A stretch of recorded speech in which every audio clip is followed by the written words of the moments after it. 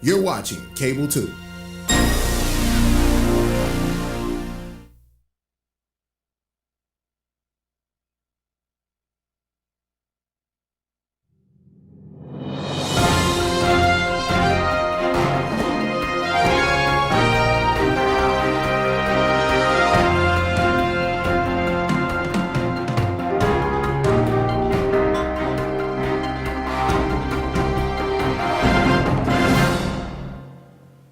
Welcome to the Winston-Salem Forsyth County Board of Education meeting.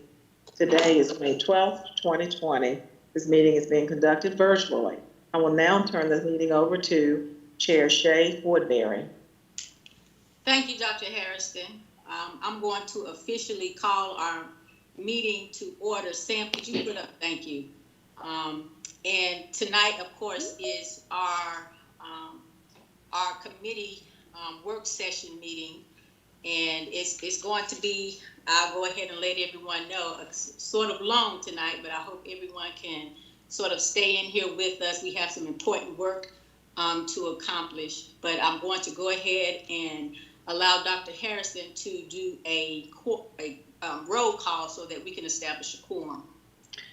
Certainly, thank you, Chair. Chair Woodbury? Present. Lyda Calvert-Hayes?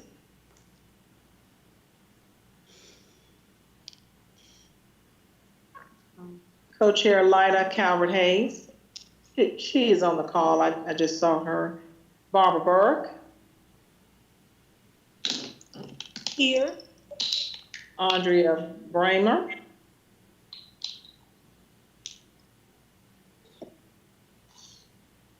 Board Member Bramer. Leah Crowley. Present. Dana Jones. Present. Deanna Kaplan. Present. Elizabeth Motzinger. Present. Marilyn Parker. Present. Thank you. We do have a quorum for the meeting. Thank you, Dr. Harrison. Next, we need to approve the agenda. Is there a motion? Motion to approve. This is Board Member Kaplan. Second, Lyda Calvert-Hayes. Any question or discussion? All right, Dr. Harrison, can you do the roll call? Sure. Chair Woodbury. Yes. Lyda Calvert-Hayes. Yes. Barbara Burke. Andrea Bramer. Leah Crowley. Yes. Dana Jones. Yes. Deanna Kaplan. Yes. Elizabeth Motzinger. Yes. And Marilyn Parker. Yes. Thank you so much.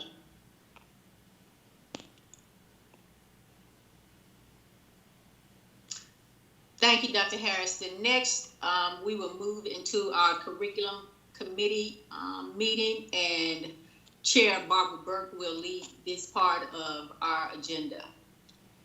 Thank you so much, Chair Woodbury. First up, we have for discussion items our Chief Academic Officer, Ms. Nicolette Grant. She will first discuss textbook adoption and then summer learning and early startup. Ms. Grant. Good evening, board members. Good evening, Superintendent Harrison.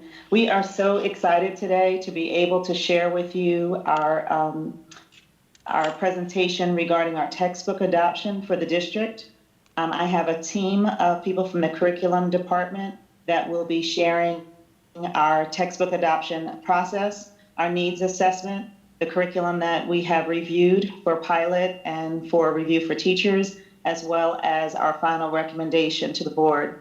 We will start with our ELA textbook adoptions and then move into our math adoption. So first, I just want to remind the board of our teaching and learning framework, or our framework for teaching and learning that was shared earlier before we went out on our school closure. This is guiding all of our decision making in our instructional services department. And one of the primary components of a strong teaching and learning framework is to make sure that we have a rigorous curriculum.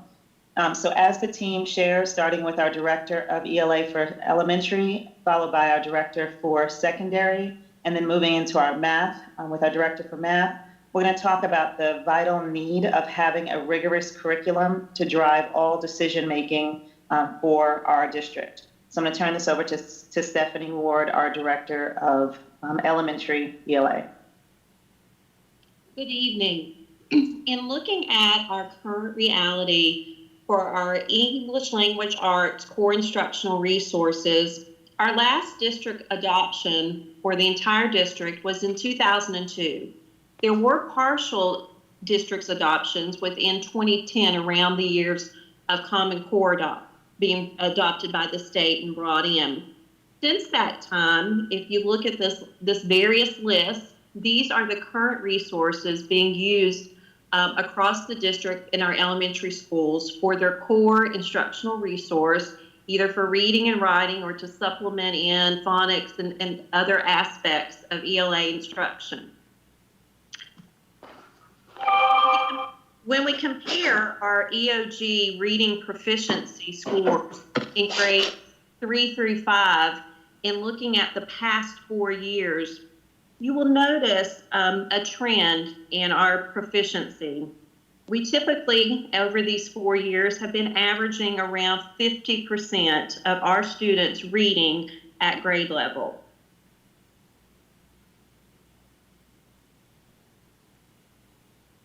In looking at that, as well as other aspects of our needs assessment and the various core instructional resources being used by our teachers and students and the lack of consistency among that across the district. From that needs assessment, the English Language Arts Elementary Department, in collaboration with other members of the instructional service team, began a research and review process. Multiple samples and vendors were reviewed, as well as educational reports, ed reports, were analyzed to select 3 resources: EL, which is Expeditionary Learning, Wonders, which is published by McGraw-Hill, and Wit and Wisdom, which is published by Great Minds, were selected to be piloted and reviewed in our district. We had pilot schools who reviewed each of these 3 vendors' publications, as well as digital and print resources were sent to every elementary school across the district to allow all teachers in grades K-5 to review these 3 literacy programs. From that, the teachers were asked to submit either long or short reviews. The teachers who piloted submitted a long review using a rubric developed an evaluation tool from the Council of Great City Schools that other large urban districts use. And then all teachers were given the opportunity to submit feedback from their short comparison reviews of the 3 publications. From that, we were able to gather 366 stakeholder input reviews from our teachers. That data was then compiled and shared with our textbook selection committee, which represents our entire district.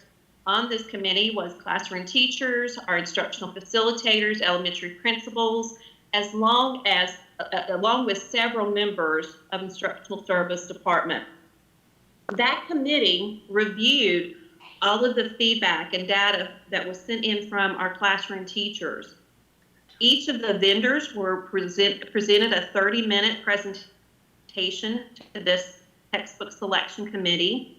In looking at that feedback from the stakeholders, as well as the knowledge they gained from the vendor presentation, the committee came up with their recommendation, which we have submitted to Dr. Harrison and to you tonight. Our selection is Wonders, which is published by McGraw-Hill. This resource is also on the North Carolina textbook adoption list for English language arts for elementary. In looking at the feedback, not only from the selection committee, but as well as our teachers and students, this resource has been selected because of the comprehensive literacy program that it could provide for our district. Teachers and students both felt that this was a very user-friendly program. Our teachers felt that it had a very clear scope and sequence. Not only does it have reading foundational skills with phonemic awareness and phonics, but it also provides a variety and wide range of texts to work on comprehension, vocabulary, as well as components for writing instruction. It is a very visually engaging resource that our students will also be able to have digital access for remote learning should we continue to need that as a platform for instruction. Our teachers will have professional development this summer to be introduced to this resource and to begin the implementation. McGraw-Hill will provide 25 days of professional development as part of our contractual agreement. This will also include follow-up in the fall and winter as an ongoing modes of professional development. At this current time, our ask for this resource is that we would like to be asking for K2, if you'll go ahead and go to the next slide, for K2 to be print, as well as they will also have digital access to the remote learning platforms and all the resources. And then for our 3-5, the digital only. This would be a 5-year subscription for the consumable materials for K2. This will be included in this 5-year. And the compiled cost for K2 and 3-5 for this, we're looking at $3,472,068. And please keep in mind, with this being an improved North Carolina textbook, there is also some specific things that also helps us on the cost and shipping and price as well with that. At this time, I'd like to turn it over to Melissa Agee, our secondary ELA director, to share about the secondary textbook adoption process. And members of the board, this is Angela Harrison. The ask will be later, the approval for the vote, and it will be to accept the adoption.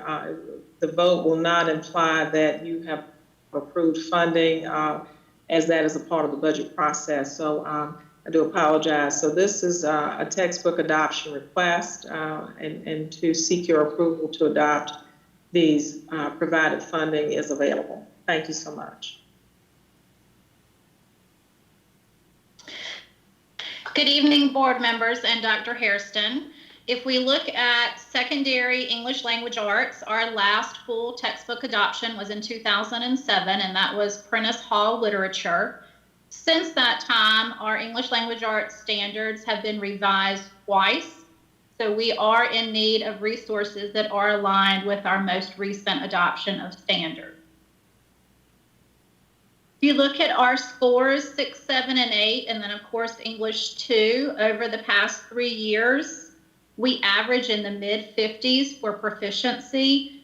So we certainly have room to grow there, and the addition of standards-aligned resources would help us with that process.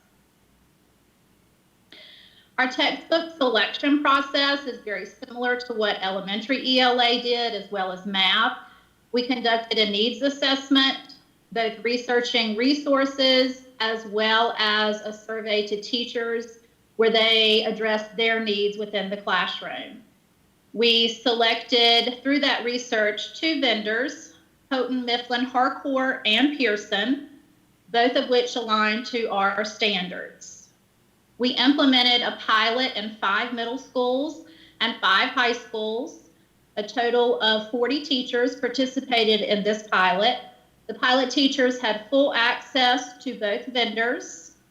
They had print copies as well as access to all digital copies. In addition to that, samples were sent to all middle and high schools so that all teachers throughout the district could review both of these resources. The pilot teachers completed a comprehensive evaluation tool and also attended a feedback session. Overall, the pilot teachers scored Houghton, Mifflin, Harcourt higher than Pearson. Also, each English department in the middle and the high schools completed an evaluation tool and voted for either of their choice of the vendors. And just like the pilot group, the ELA departments from both middle and high school overall rated HMH higher than Pearson as well. For the textbook selection committee, we had members that represented teachers, principals, instructional facilitators, coaches, and also representatives for the EC, AIG, and EL departments. The committee received all of the data from both the pilot teachers as well as each department from the middle and each English department from the middle and high schools. The textbook committee's selection aligned to the vote of the pilot teachers and the ELA departments, and that selection was Houghton, Mifflin, Harcourt. Throughout this, some of the feedback that we got, the HMH presents a combination of current and classic literature. The units are thematic, which means that they have multiple genres to use. The digital resources were friendly. Students were able to easily access them. The teachers especially like two of the screeners that HMH offers. One determines a Lexile, and one is a standards-based assessment that can be given at the beginning of the year, the middle of the year, and the end of the year. Last, they especially liked the multiple activities that HMH offers, both for scaffolding, differentiation, EL learners, AIG learners, and EC learners. We also have a summer professional development plan that we are working on. So they will begin that during the summer, and then we will continue in the fall and throughout next year so that teachers are familiar with what is available in the resources and how to best use those resources. The estimated cost of these resources is broken down into 3 categories. So we are suggesting that we have the digital resources through HMH. That also comes with hard copies of novels, and it also includes textbooks for AP Language and Composition and AP Literature Composition. So the total for that is a little over $2.5 million.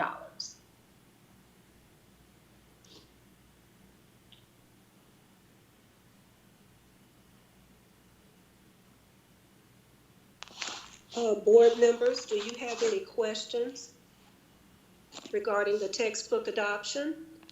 If not, I'll start out. Yes. Okay, you go first, Ms. Burke. No, you go ahead, Elizabeth. I'll be last. First, thank you so much for this overview. This is really helpful and I appreciate it. The novels in the secondary, will they be available if we close school, if there's a reason why kids are out of school again, or are those only hard copy? So the majority of the novels will be hard copies that will be sent to schools. Some of them are available through ebooks as well. We are also working with Karen Meyer, the head of media services, with purchasing ebooks that are available to students virtually. Thank you. And the other question was directly to Nicolette, and that's because she, has the expertise in our district. Are these the adoptions you would personally pick? Absolutely, and I was a part of the final textbook adoption committee. So I participated in reviewing all of the feedback from the teachers and pilot groups, as well as watching all of the vendor presentations. And I also had an equal vote in that final process. I think the team did a fantastic job of reviewing the curriculum, aligning it to our framework and to our strategic plan. So yes. Okay, that's my big concern, is just I want to make sure you feel like this is the best choice for our district. Thank you. Yes, and Board Member Burke, I know there may be other questions about ELA. We will then go into our math textbook whenever you tell us you're ready for that. Thank you so much, Ms. Grant. The first question I have for Ms. Ward. As And I how look, is Wonders different from Imagine It in regards to reading instruction?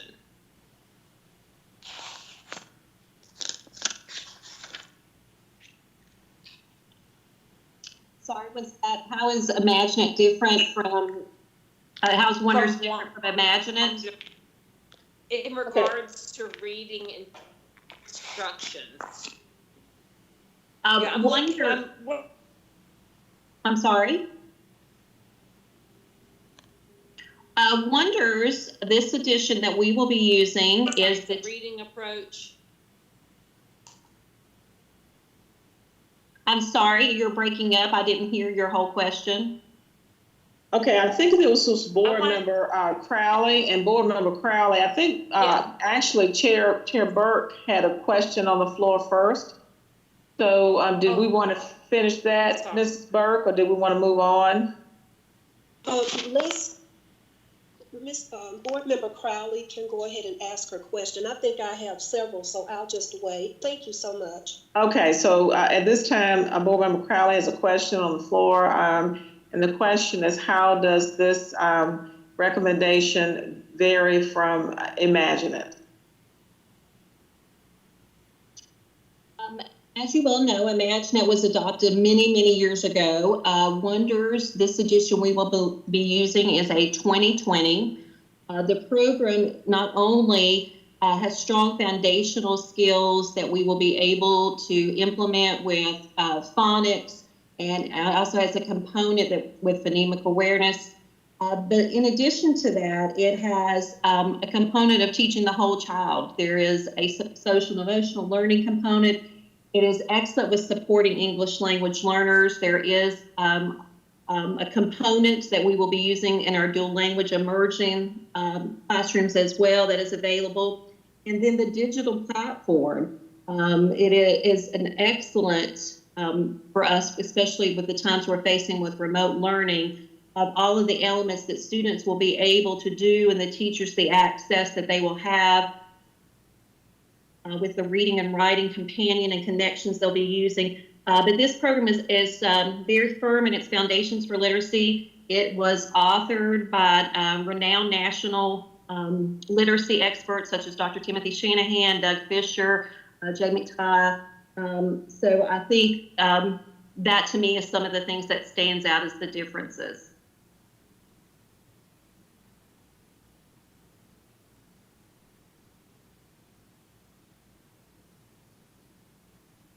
Okay, if there are no other questions, Ms. Burke, we'll turn it back over. Okay, thank you so much. I wanted to ask Ms. Ward, of the three, which of the three are more rooted in the science of reading? In my opinion, Ms. Burke, I would definitely say Wonders, because even though there are aspects of course, that the others and their strengths, I don't want to speak badly of them. I think with Wonders, it is a comprehensive program that has a clear scope and sequence that we will be building from those early foundational skills of phonemic awareness, phonics, as well as, of course, working on the comprehension and vocabulary, as well as spelling. It also has a handwriting component. It brings in a whole comprehensive program, not only of our standard course of study, but also when you look at that research of the science of reading of the various strands that it takes to work on the decoding, as well as the comprehension hand in hand to build a skilled reader. So how much time specifically does Wonders require EL and Wit and Wisdom regarding phonics? Wit and Wisdom does not have its own phonics component. Wit and Wisdom, you have to supplement in foundations. Wit and Wisdom does not have that as part of it. You have to purchase that separately. EL does have a phonics aspect that can be brought in with it. For Wonders, you asked about the time. There is it is daily instruction that is laid out every day in every unit for those. And the recommended time is about 15 to 20 minutes daily. Okay, so only has a required time for phonics daily, and it is between 15 and 20 minutes. Is that correct? Yes, that is what's outlined in a suggestion with that. That's about an approximation. And the others don't have one at all. Wit and Wisdom, you have to supplement in foundation, has to be purchased separately as a phonics program with it. EL does have a phonics component that can be brought and it can be used with it. Do you have any idea what the cost would be for the two? To add in the foundation with the Wit and Wisdom? Yes, and EL also. I do have those quotes. I would have to pull those up, but those could be, I would have to provide those for you in just a few moments to look those up. But each of those, some of the things is there's also not, in comparison with Wonders, necessarily all of the digital resources that we're going to be able to have. Okay, and then I know from looking at that we did not have a pilot in grades K through 2. Can you tell me why we did not pilot grades K through 2? At the time with selecting that decision, from what I have been told, because at that point in time that was I was still not with the district, but in looking at the various resources and things, I think some of the reasoning come behind that was looking at the teachers, the willingness of those who volunteered to do the pilots, and it seemed to typically fall among those grade levels. I'm sorry, say that again. I did not understand. In seeking out the volunteers who would be willing, because the teachers had to be willing to use those within those classrooms, their classroom over a period of a couple months. The volunteers typically, from what had occurred, it just seemed to fall within those grade levels. But all teachers K-5 had access to all the materials. Yeah, I did hear that in your presentation. I just think that for a pilot, because that foundation in K2 will determine the success in 3 and beyond, it seems like we would have had a pilot in those grade levels as well. And I was asking about the phonics, and you said that it could be purchased separately with the other two, and that it does come with Wonders. And I was wondering, with Wonders, will we have to purchase any other additional resources with that resource? Can I interrupt here, Stephanie and Board Member Burt? No, Wonders is comprehensive, but regardless of what curriculum we have, it is still important that our teachers have training in reading research to classroom practices so that they get a deep understanding of the science of reading that's required to teach any particular curriculum. So Wonders, everything that we've listed here is comprehensive. There are no other supplemental materials that we would need for this particular program. But in addition to the training on the resources, we'll be providing intensive professional development on the science of reading through research, reading research to classroom practices to support this. Okay, thank you so much. And then I think, Ms. Ward, you said that there were 366 stakeholders who provided reviews, the short and the long reviews. I know which schools participated in the pilot, but do you have a breakdown of the 366 stakeholder reviews and where they came from as far as schools and as far as the grade levels? We did have representatives from each school, our OEL partners, as well as our ELA coaches went and collected those from every school. With that, I have not broke it down by grade level for each school, but I did on my checklist make sure that we had representatives from each of our schools were able to turn in their feedback that for those teachers who chose to complete and submit their reviews.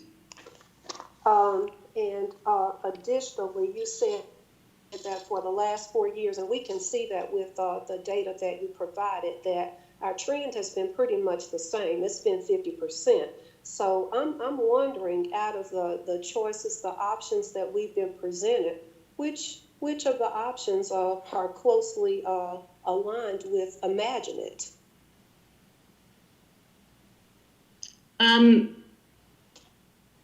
Can you clarify what you mean as similar in the layout or the?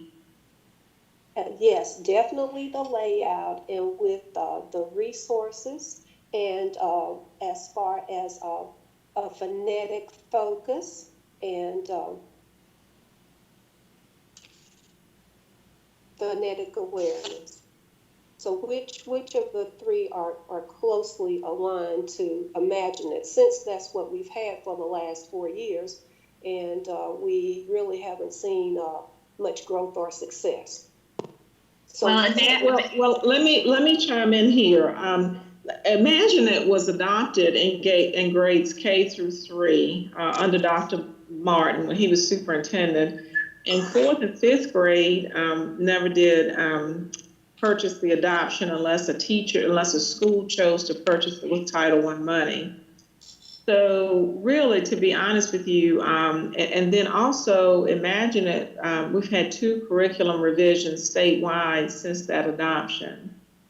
So what a lot of schools have chosen to do, the materials from Imagine It is misaligned with the standards, the current standards. And so what's happening, children are actually assessed on one set of standards, and Imagine It supporting a standard that was 2 standard revisions back from actually quite a bit of time. So it's really hard to say that Imagine It should have yielded the results that we were looking for, because children were being assessed in one area and given resources in another. Now, some principals did make made good use of Imagine It when it came to a phonics approach, and used it consistently and did see good results, as a matter of fact. I can think of South Fork. They use Imagine It quite a bit, and they have seen tremendous results. But it's only because it's been used as a supplemental and not a core piece for supporting the standards that we have today. Also, as mentioned, our teachers really need to engage in the training behind reading. So I think they were not really looking for a comparison with Imagine It. They were looking for the best support to support the current standards that kids are taught. And I think this pilot actually started under Dr. Mills. So I didn't know if he wanted to chime in to talk about the grade levels that were there. But I think they took volunteers for the pilot and wanted to get good feedback on how this would work, and did share the resources. And so if you would like a breakdown of the responses, I think 60%, Ms. Grant, that of the resources, that the detailed surveys, we can actually email you all the detail, might even be able to do it this evening, the detailed results of the survey, and actually publish that for the public consumption as well. Okay, we can do that. Mm-hmm. And then go ahead. I was just going to say, and just also keeping in mind across the district there was inconsistency of curriculum resources. So as students are moving from school to school, there may be gaps and disconnects between what we've currently used without having the ongoing support of Imagine It, and then the datedness of that particular curriculum. Even though it was based on a scientific model, there's been gaps across our district. So getting a full textbook adoption for our students provides consistency across the district, equity across the district, support for all teachers across the district, and allows instructional services to be able to coach teachers across the district, as opposed to having every school doing something different or having schools feeling like they had to piecemeal a program together. This is comprehensive, and we'll be able to support that. And I would like to say, it's Angela Harrison, and I would like to say that during my listening sessions, this was one of the areas that was of concern to teachers across the district. I don't think I had a single listening session where teachers did not address the lack of textbook resources at their hand. And I remember a teacher from Vacaville saying, fourth grade teacher, saying, can you imagine what it's like for me to try to teach my children at high levels and not have textbooks? And so I feel that this is a core area of concern for my teachers, and we certainly appreciate the questions because we do want to select the best when we make the selection, for sure. And which brings me to board- another question. When we were presented this information just a little while ago, and it's already printed, K through second grade will receive printed information, but according to the presentation, third through fifth grade students would only receive their resources digitally. And I'm in agreement with what you heard when you were at the listening sessions. It is important for students, especially if they're struggling, and especially in those grade levels, period, to have printed resources that they can work with. And it just makes all the difference in the world when it comes to learning to read. So what are our plans? So I think, Ms. Sherberg, I think what we've learned over the COVID environment is that we are pretty much at a one-to-one status right now. All of our children have access at those grade levels to laptops. And digital resources do not often require internet access. They can be downloaded on the laptops so that children, regardless of internet access, can have access to textbooks. They can be online or they can be loaded to the digital resource. And as we go into our next year, we do realize that our DPI has asked us to schedule some remote days and e-learning days in our calendar, which is forthcoming. And we realize that children are going to really have to become more familiar with the concept of using digital tools. So there's now no difference in a digital textbook. In fact, the digital textbook is better because it allows us to update information, or the textbook company to update information more regularly. I saw a textbook we had, and I think now we know former President Obama was still Senator Obama in the textbook. So we want an opportunity to upload and update information more consistently and regularly, and we feel this will help our kids. And we know that we will certainly experience more e-learning days as we go into this next year, and feel that our children can handle this. Again, this will not require internet access. It will require that we download it to their laptops. And again, it's the price. There's a price. If we are probably at a $25 million liability for hard copies of textbooks. We were looking at $40 million with foundations included, but this $25 million we're able to reduce to $12 million, which might be manageable, might not be manageable, but it's far more manageable than $25 million. Thank you, Dr. Harrison. I think I have about 2 more questions, and I'm going to go back to digital and just make a statement. I do totally believe that we have reached an era, especially with the COVID-19, that makes it necessary for digital resources to be utilized more than ever. But I'm still, with that being said, I support it 100%. I still believe that in grades 3 through 5, we have to have some printed resources, especially for those struggling readers. And I did want to ask about, with the adoption that's being recommended, can you tell me a little about the multicultural representation in that textbook adoption? the infusion? Yes, ma'am.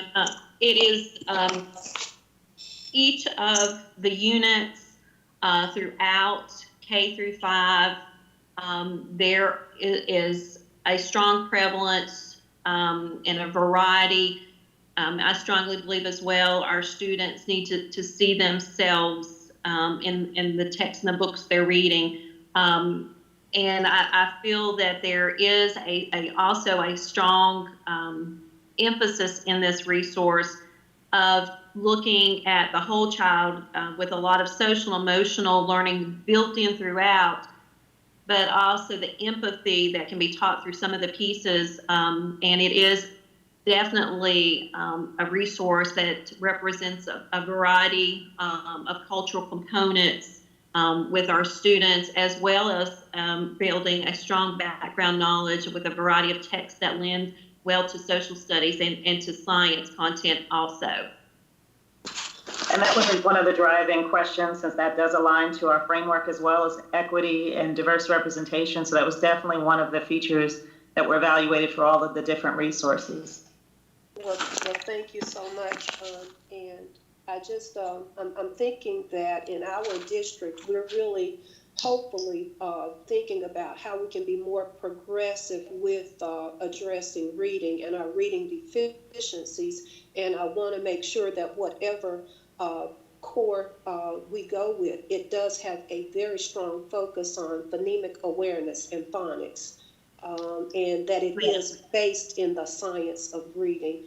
I'm going to stop with questions for right now. No, I do have a question. Is it possible for board members to see a visual for this K through 5 curriculum adoption, for us to really be able to compare? I don't know if that's possible with the way we're having to meet remotely, but it would be great if we could be able to see and look through. Maybe this could be sent to us digitally so that yes, ma'am.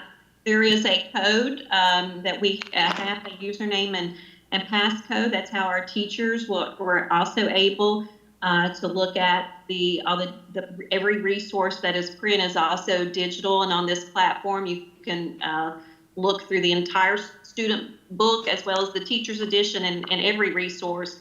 But yes, we can send that to you. Thank you so much, Ms. Ward, Ms. Grant, and Dr. Harrison. Board members, do you all have any additional questions?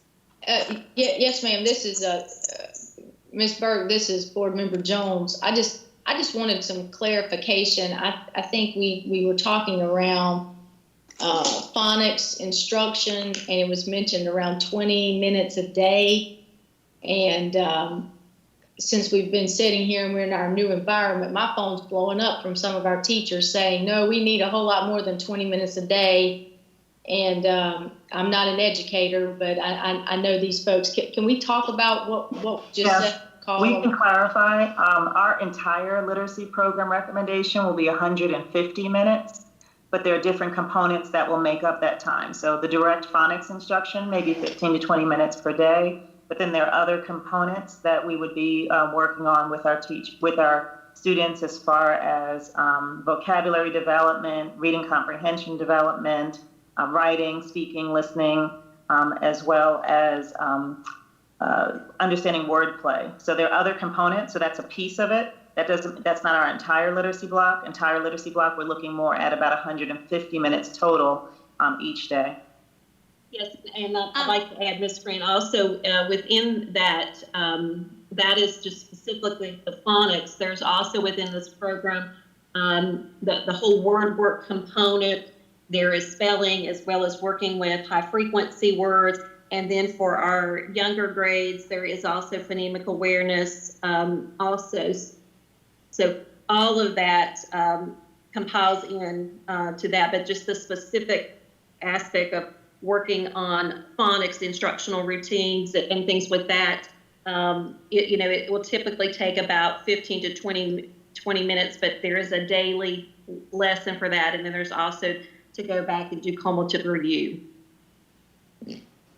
This is Board Member Parker. Just to clarify that a little bit. Would that be an average time? Because I know at certain, you're going to spend more time on phonemic awareness in the earlier grades than you are later on. So is that an average, to kind of clarify that a bit? The phonemic awareness will be a separate component. It will be its own. We also will continue to use the Haggerty that we've been adopting the past 2 years. But then also, in addition to the Haggerty phonemic awareness we've been doing, Wonders also has daily phonemic awareness that can be also in supplemental with that. And then typically phonemic awareness is hit in those early grades in K2. And then just as intervention is needed in the upper grades with that. Okay, so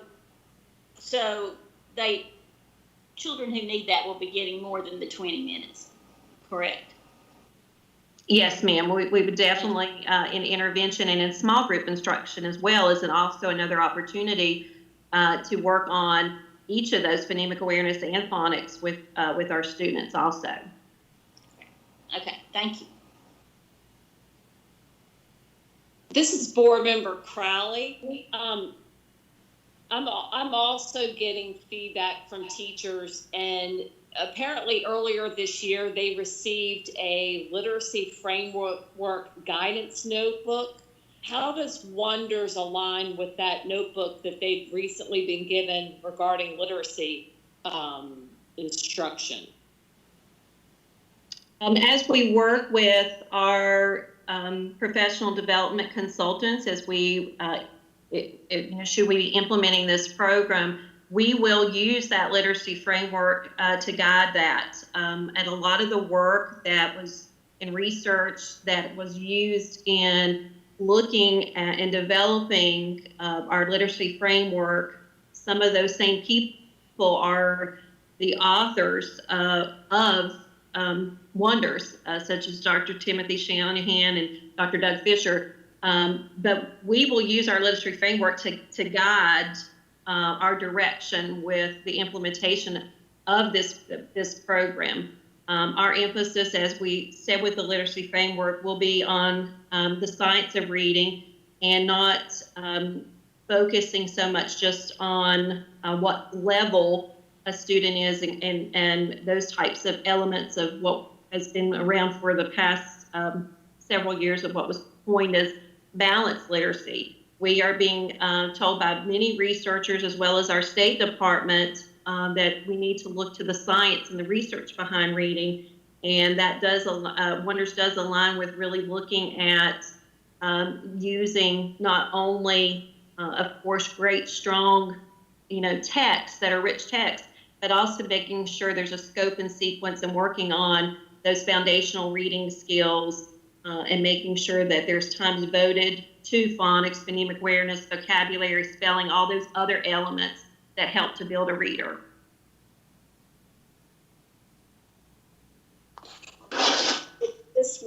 This is Board Member Burke again, and I wanted to ask again, just thinking about the question that Board Member Jones presented, 150 minutes daily for phonemic awareness. When you get back with the board on what the cost would be to purchase this phonetic component separately, can you also let the board know what the recommended amount of time is for phonemic awareness suggested by Wit and Wisdom and EL?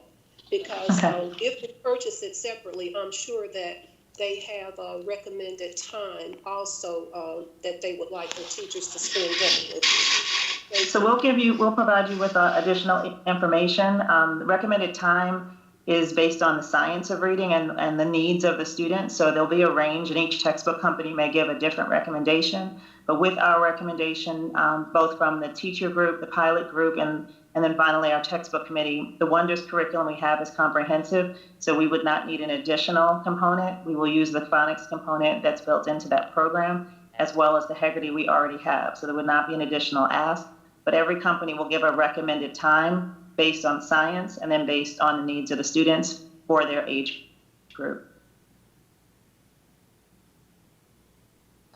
Thank you, Ms. Grant. Any other questions, board members, regarding textbook adoptions? Okay, thank you. Ms. Grant, we're ready for the next. Okay, thank you so much. At this time, I'm going to pull up our math textbook adoption presentation. We followed a similar format. Just let me know if you're able to see that yet, if I've shared that yet. Not yet. We followed the same textbook adoption process that we presented to the board previously with the new updated AR. Okay. And we also followed the same format regarding aligning it to our new framework for teaching and learning, making sure that we have a rigorous curriculum. Again, from the conversation we just had about ELA, that also included the growth mindset, differentiation, personalization, culturally responsive curriculum, and a positive learning environment. And then to that end, whatever curriculum we select, we then have to provide professional development to support teachers with effective instruction, systematic data use, and high quality professional development. So the same process was used for both the ELA adoption review as well as math. And I'm going to turn over the presentation to our Director of Mathematics, Dr. Velvet Symington. Good evening, board members and Dr. Harrison. As we look briefly at the current reality of elementary mathematics, you'll note that the last district-wide math adoption for K-5 took place during the 2009-10 school year. I'd like to add a caveat to that. We adopted a resource during that time. However, the standards that we adopted the resource for actually were never taught because the decision was then made to move to Common Core mathematics. So we have actually had math standards that have been revised twice since the last adoption. However, I'd just like to reiterate that the adoption that we went with was based on, at that time, a set of standards that never ended up being taught. To that end, there are a current set of math resources that are being used kind of throughout the district. The tools for North Carolina teachers, an old edition of Envision Math, which again is the one I've just referenced, and then some of our schools are using the Ready Math resources. As we review the grade level proficiency for mathematics grades 3 through 5, you'll notice that we're mid to upper area of 50 to 60% for grades 3 through 5 mathematics, and kind of up and down in terms of our grade level proficiency, though did see a bit of increase from the previous 17-18 to last school year 18-19 with implementation of new standards and a new set of EOGs.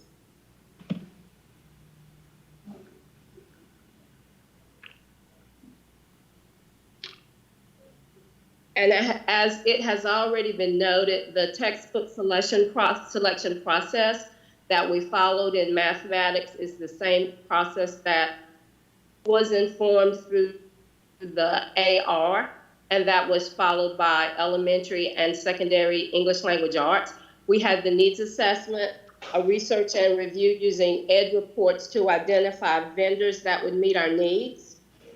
And the 3 vendors that we piloted for K-5 mathematics were Envision Mathematics through Pearson, now called Savas, Eureka Math through Open Education Resources, and Into Math by Houghton, Mifflin, and Harcourt. You can see the pilot schools that piloted over K-5, and I'd like to indicate that there was a mix of Title I and non-Title I schools involved in the mathematics pilot for elementary mathematics, as well as a mixture of schools that exceeded growth, met growth, and did not meet growth in the area of mathematics. All of the schools engaged in a curriculum analysis tool that was modified from the National Council for Teachers of Mathematics Curriculum Analysis Project, and all of the pilot schools received print resources as well as access to digital resources so that they could do pilots in each of the areas. Schools also received, those who were not involved in the pilot were allowed to do samples of the pilot resources, and as such, they had the opportunity to receive print and digital resources. So every elementary school in our district had the opportunity to complete a comprehensive curriculum material analysis tool and provide their stakeholder feedback. It was not just our pilot schools that had the opportunity to do that. Then, based upon the academic regulation, we gathered a textbook selection committee, and you will note that there were representatives from teachers, instructional facilitators, principals, some of the math coaches, the CAO, and then we also had representation from the AIG department, the EC department, and the English as a Second Language Learner department. Each of those textbook selection committee members reviewed the stakeholder feedback, not just from the pilot schools, but from the schools who were sampling as well. They also participated in virtual vendor presentations.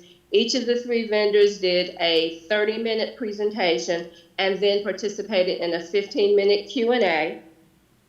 Following those presentations, the textbook selection committee then took about a week to really dive deeply into the compiled stakeholder feedback, to take an opportunity to look at the resources that the vendors had provided.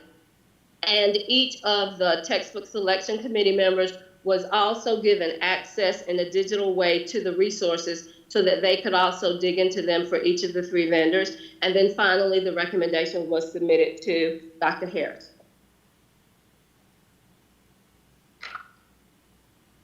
The elementary math textbook selection committee chose, based upon the vendor presentations, the resource access that they had, the compiled information from the feedback based on both the pilot and the sample schools, K-5 and Vision Mathematics through Pearson. And you'll notice that some of the comments that help represent the reasons that this particular product is being recommended, it's a very comprehensive and rigorous program. It is grounded in equity and access for all of our students. It also supports problem-based learning and helps give an opportunity for us to have an integration between mathematics and science through some STEM tasks. It focuses on supporting daily routines for K2 mathematics. There is an opportunity for some robust parent and family support. There's an intentional focus on us looking at the way students engage in mathematics. It is a visually appealing program to students, and within the digital component, students are able to type directly into the online platform, and it does not matter whether they have internet access at home or not, they are still able to type into the program. And then when they get to the digital access, which would be at home in terms of at school in terms of Wi-Fi, the teacher would then be able to download the information that the students have indicated. Most importantly about this resource, it helps teachers by giving them explicit support for our English learners, our students with disabilities, and it also provides some recommendations for our advanced learners. So it doesn't just support students who are middle-of-the-road math learners, but it supports struggling students, those who are on grade level, and provides enrichment opportunities for those who are above grade level. Pearson will provide up to 30 days of professional development as a part of this potential adoption. And as with ELA, both elementary and secondary, we are looking at possible dates during the summer, time in July and time in August, where where teachers will engage in the opportunity to receive some virtual professional development in most instances around the implementation of this particular product. But the professional development will not just start at the beginning stages, but we will have follow-up in the fall and winter and then some additional follow-up opportunities throughout the adoption if this is selected, if this is funded.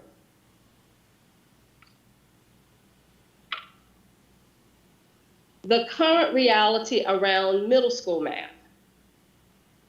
The last district-wide math textbook adoption that we had for grade 6-8 mathematics was back in 2002 to teach the 2003 North Carolina Standard Course of Study. Back in 2012, there were various class sets of some curricular resources that were purchased by the district. And then in 2016, the Discovery Ed grade 6 through 8 mathematics textbooks, which are digital resources, were purchased in 2016. And as with elementary, we have had 2 sets of standards revision since the last district adoption for middle grades mathematics. As we review the grade level proficiency in mathematics over the past 3 years, we were finally able to crack the 50% mark. However, there is much room for improvement. As we look at the 2018-19 was the year where we implemented new standards for grade 6-8 mathematics, and we also implemented new mathematics EOGs. The process used for textbook selection in middle grades mathematics is the same process that was used for K-12 ELA and elementary mathematics. After the needs assessment, we garnered information from Ed Reports to identify vendors that would meet our needs.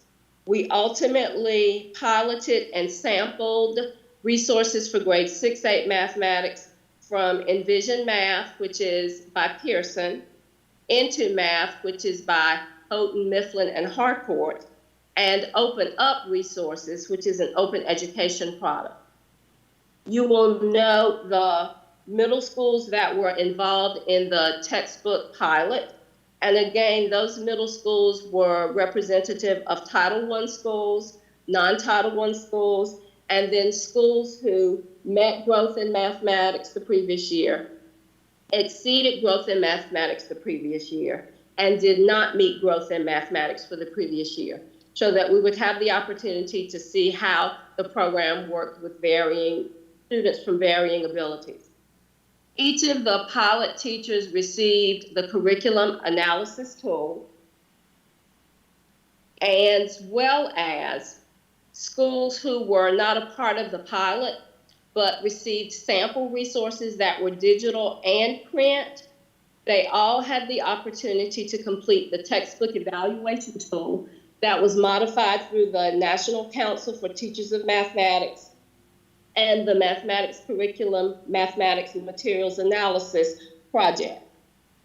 The final textbook selection committee was selected based on the indicators from the academic regulation. And again, members consisted of teachers, instructional facilitators, principals, the math coach and director, the chief academic officer, and representatives from AIG, EC, and ESL.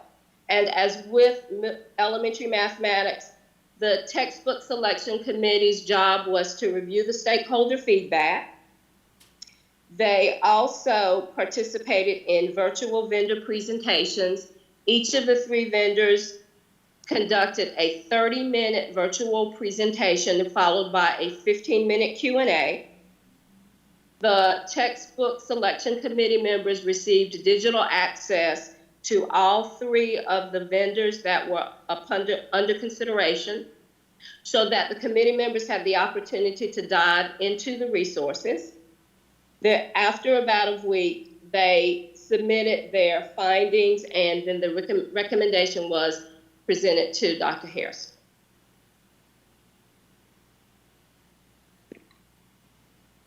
And you will note that based on the committee recommendations, where they used information from the virtual presentations, but also the stakeholder feedback, as well as their own opportunities to dig into the vendors, We're looking at Envision Mathematics for grades 6-8 through Pearson. And you will notice that the summary of comments, even though it was a different group, the comments tended to be similar. This is a very rigorous program. It supports problem-based learning and science integration through STEM tasks. It supports the vision for mathematics students as learners and doers. They're not just passively engaged. There is parent and family support available. That this was the program that seemed to be the most engaging for students. There were opportunities to adapt various questions to different student levels.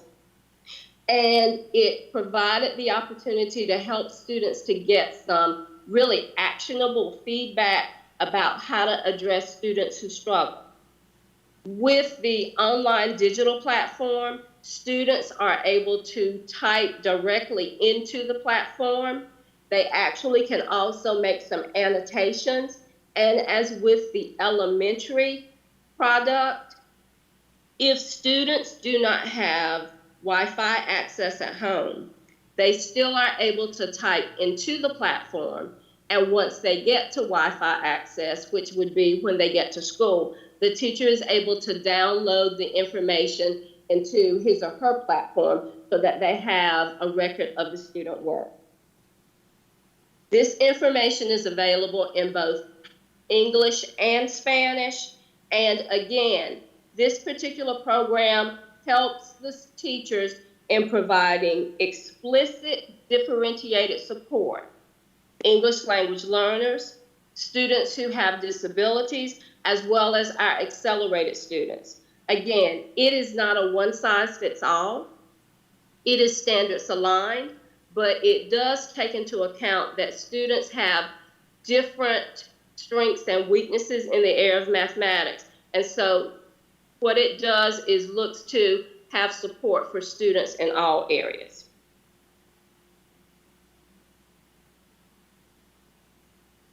And then we have our high school math current reality. Similarly to the middle school mathematics, the last district-wide high school math textbook adoption took place in 2002. There were some various class sets of materials for high school math 1 that were purchased back in 2012, again class sets, and then in 2016 for high school math 1 through 3, Discovery Ed math textbook digital resources were purchased. I'd like to add that our 4th level math courses, which would be our current advanced functions and modeling and AP courses in pre-cal, have copyright dates of 2001 and 2002. We've gone through 2 standards revisions in high school math since that textbook adoption back in 2002. And we're slated to have revised standards for our 4th level math courses implemented in this coming school year. You'll notice the grade level proficiencies around high school math 1 and then our new course for high school math 3.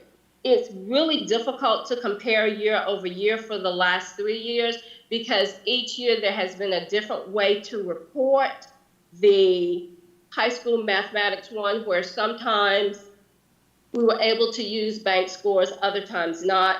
I will state, though, that in 2018-19, we implemented and administered new tests for high school math 1, and those are technology enhanced tests.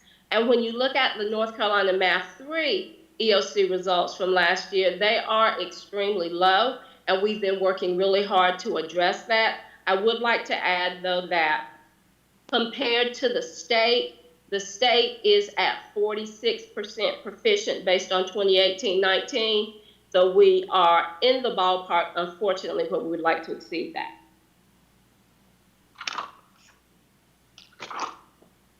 And as we move to the textbook selection process for high school mathematics, it was the same process that was used for K-12 ELA, elementary mathematics, and middle school mathematics, by beginning with the needs assessment, the research and review, where we looked at ed reports to identify vendors that would meet our needs.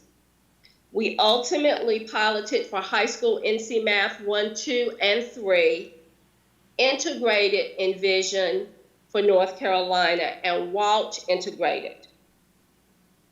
You will notice the high schools that were involved in the pilot plus 2 middle schools were involved in the Math 1 pilot because we do teach Math 1 at middle grades. These middle schools and high schools also show a mixture of Title I and non-Title I schools, as well as schools who have exceeded growth in the area of mathematics, who met growth in the area of mathematics, and also did not meet growth. They had the opportunity to complete the curriculum analysis tool, first as pilot schools, and then all of our schools had the opportunity to complete that curriculum analysis tool review as samples, even though they weren't involved in the actual pilot. The schools received digital access and print resource samples, and that textbook evaluation tool was modified from the National Council for Teachers of Mathematics and Mathematics Curriculum Materials Analysis process. The textbook selection committee consisted of members from like areas, teachers, instructional facilitators, principal, math director, English as a second language department members, AIG, EC, and our chief academic officer. The textbook selection committee had the same process in place. They reviewed the stakeholder feedback, looking at the compiled data, looking at overall summary, overarching comments for both of the vendors. They participated in 30-minute virtual vendor presentations, and those 2 presentations were followed by a 15-minute Q&A. They received access in a digital way to the Envision integrated for North Carolina and the Hvac integrated for North Carolina, so they had the opportunity to also dig into those resources themselves. After about a week, they submitted their feedback based on everything that they had engaged in from the virtual presentations, reviewing the stakeholder feedback, as well as their own digging into the 2 vendors. And as we move to the recommendation,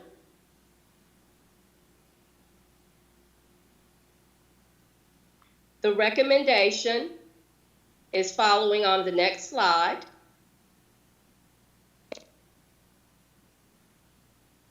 Nicolette?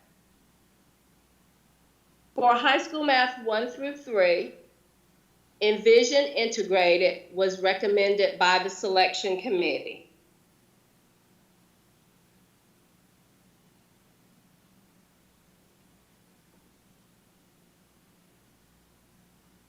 And you will notice the summary of comments. Again, it's a rigorous resource. There is parent and family engagement support. It's a visually engaging resource for students so that they get excited about math. There's an opportunity to provide scaffolding and supporting through a large number of resources. With the digital resource, there is the opportunity for the students to type directly into the online platform. And if they are in a situation where they don't have the Wi-Fi access at home, they can type into the platform and it will be held in place. And when they get to the Wi-Fi access in the classroom, the teacher will be able to download the information. There is online, on-demand PD that's available for teachers to differentiate. And this again provides for teachers that explicit differentiated support so that they can help their English as a second language learners, they can help students with disabilities, they can help advanced learners, they can help students who are on grade level, below grade level, above grade level.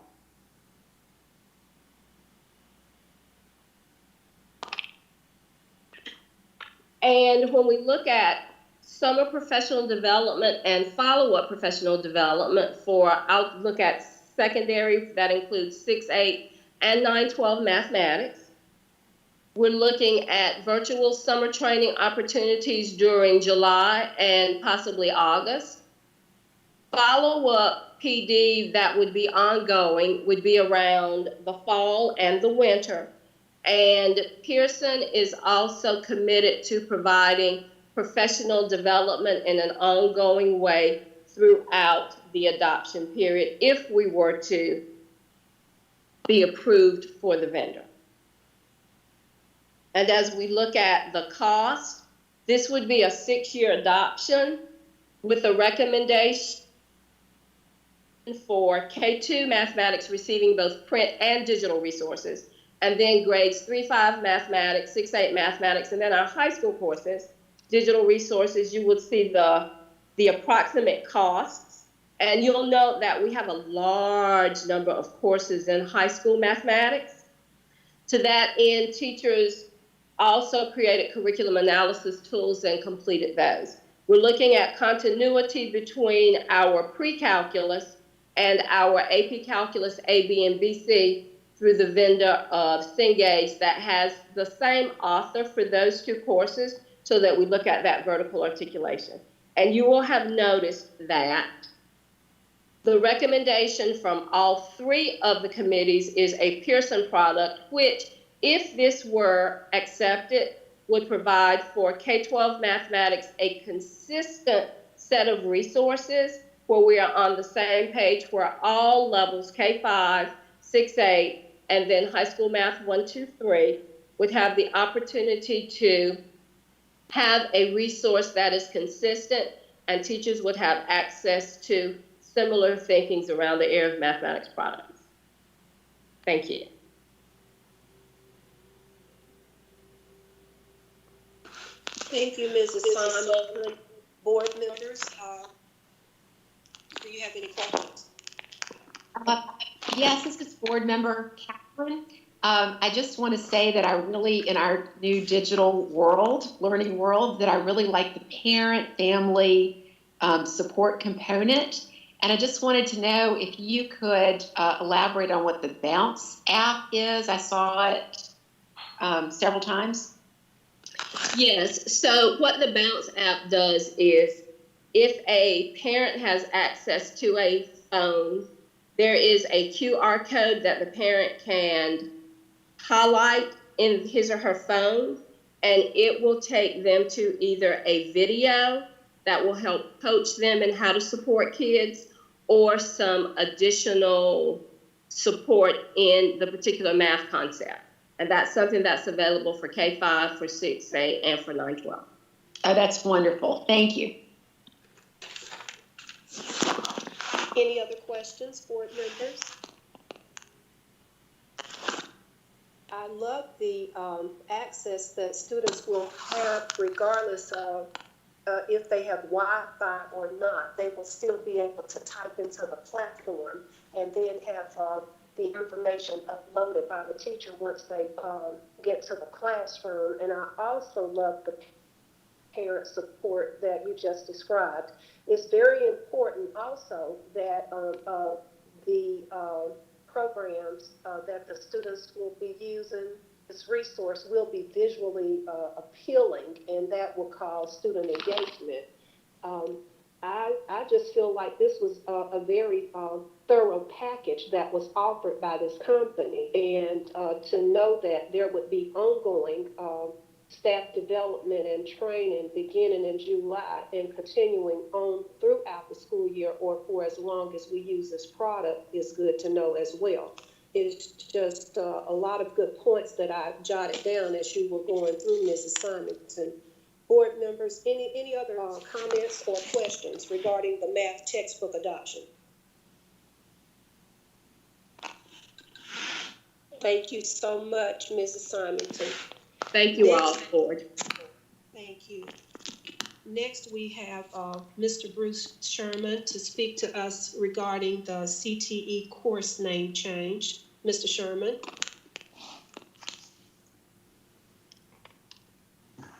Good evening, board members and Dr. Hairston. I can be brief compared to the last two presentations you've had because I just have a quick ask of you. At Carver, we have an IT academy, and we are currently teaching a course there called Foundations of Information Technology. The state has come out with a new, it has very similar objectives in the course called Comptia IT Fundamentals. The main reason that we would like to offer this course instead of the one we currently offer is that it also carries with it a industry recognized credential that the students will be able to acquire at the end of the course. As far as equipment and supplies go, because the content is very, very similar, we feel like we have everything in place to handle the course right now. And then just as an interesting side note, in a conversation with our friends at Forsyth Tech, we've been working on aligning our IT Academy at Carver with some programs that they have at Forsyth Tech.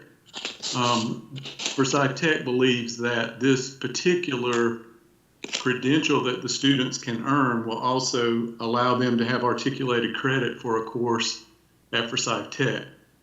So that has not been finalized, but it does look very promising and another good reason to switch and offer this Comptia course instead of our current course offering.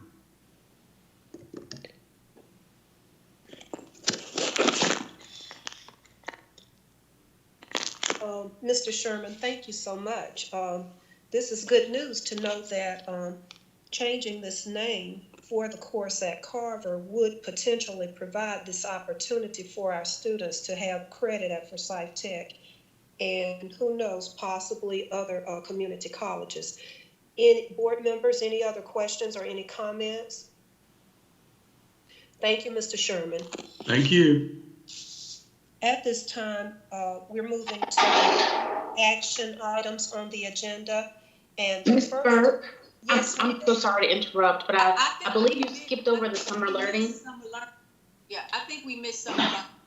Oh, we sure did. I apologize. Ms. Grant?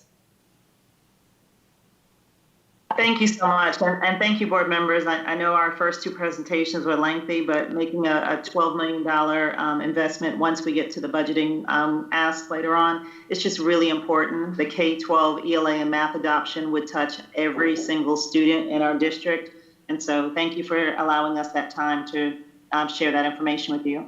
At this time, I'm going to pull up the presentation for our Jumpstart Summer Program. This program has been renamed by the state to in response to our COVID-19 school closure.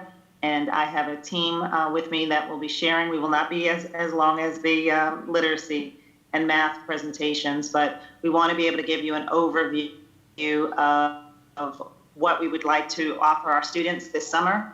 And so with me, I have Kelly Benheim, who will talk about the Pathway to One. I have Stephanie Ward, Melissa Agee, Velvet Symington after she gets some water after her last presentation, as well as Cheryl Wright, who will go over the logistics of the program. So I'll first turn it over to Kelly Benheim to talk about our Pathway to One. Thank you. This summer, we will be holding Pathway to One again. It will be done virtually. We are hoping to still serve 300 rising first graders. The program dates will still be throughout the month of July 6th through July 30th. And we will also be offering synchronous learning for our students with their families. And we're going to offer them an AM or a PM choice, whichever works best for them. And we do want to continue with our family engagement evenings, and we'll just be doing those virtually. And you can see the details of the instructional day as well as those engagement evenings here. I do want to point out that Pathway to One is still funded this summer by our grant from Project Impact. The program dates are the same for the Jumpstart program as previously planned for face-to-face. The differences in the program begin with the obvious, a virtual online program. The amount of students we're attempting to serve based on our engagement numbers or our data since our March closure, what the day actually looks like, the schedule, and the resources that will be used. We're We're able to serve more students, providing an option to our students of Session A or Session B. Session A serving children from 9 to 12, or Session B serving children from 1 to 4. Students will work in a small teacher and have the support of an instructional assistant during their skill concept practice time, as seen from the rotational block. Build-in EC supports, inquiry learning, and EL support. This schedule is a concentrated effort for a greater impact in such a short amount of time. Our content specialist will share a little bit more specifically about the resources. This is Stephanie Ward. For elementary ELA, one of the things that we want to be able to provide as part of the small group instruction that Ms. Wright just spoke about is to put actual books into the home to be able to not only increase those reading materials within the home over the summer, but also to be used for those small group instruction. So we are looking at possibly purchasing from Brain Hive some reading tubs. They also will have some Summer Bridge skill practice books that they can use with their instruction time with their teacher, as well as some possible independent practice with their rotations. We will also have an emphasis with our first and second graders attending through this, of working and continuing with those phonemic awareness and phonics development. We will be using iStation, our district contract. We continue to have that through the end of August. That will be a way that we can do some progress monitoring and assessment with our students. And then with 4 and 5, iReady, we will also encourage teachers to use some digital tools with Seesaw and then some other extensions with BrainPop. But our emphasis will be on looking at how to have small group interaction with that teacher through that setting, even though it is digital and virtual, but that they will be able to interact with them and have some specific individualized feedback provided to them each day. And now Ms. Velvet will speak to you about math. Hi.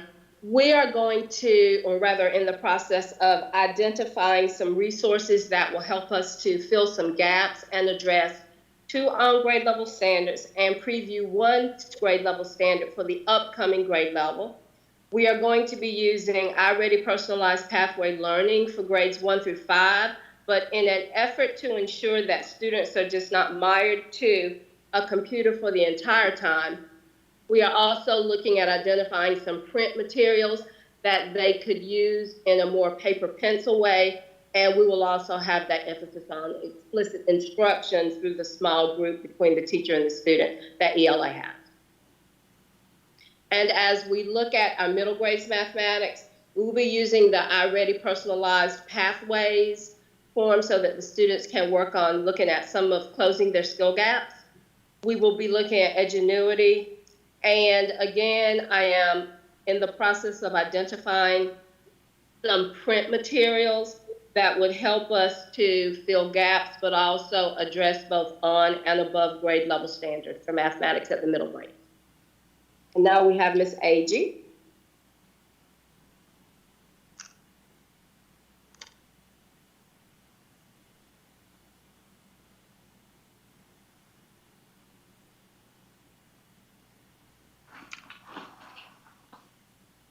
Melissa, we can't hear you. Can you hear me now? Yes, please. Okay, I'm sorry.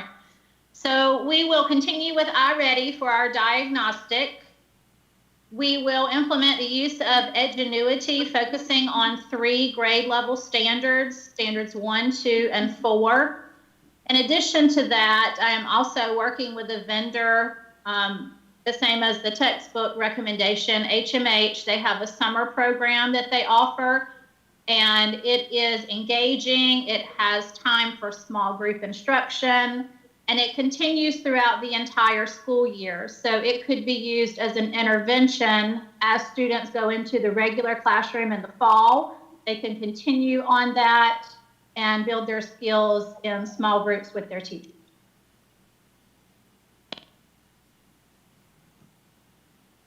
This is Dee L, the interim online program manager. This year, we will be offering summer school to our high school students that need credit recovery. We will be offering 21 credit recovery courses for enrollment.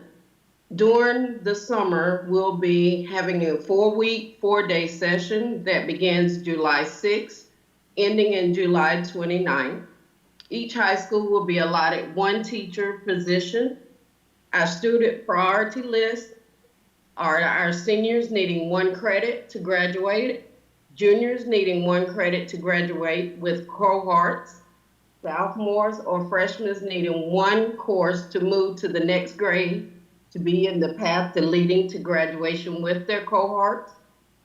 And also we would accommodate those students needing to get a credit recovery course with the WC-19, receiving those WC-19s at the end of the year. Our summer school graduation will be virtual this year and will be held on July 30th. And North Forsyth High School will oversee summer school graduation. So here is the budget, and it indicates a high-end estimate of our cost, and that's projected on the number of students we would like to serve. And associated with the number of students we would like to serve, the amount of staff we would need to hire, and of course the necessary resources.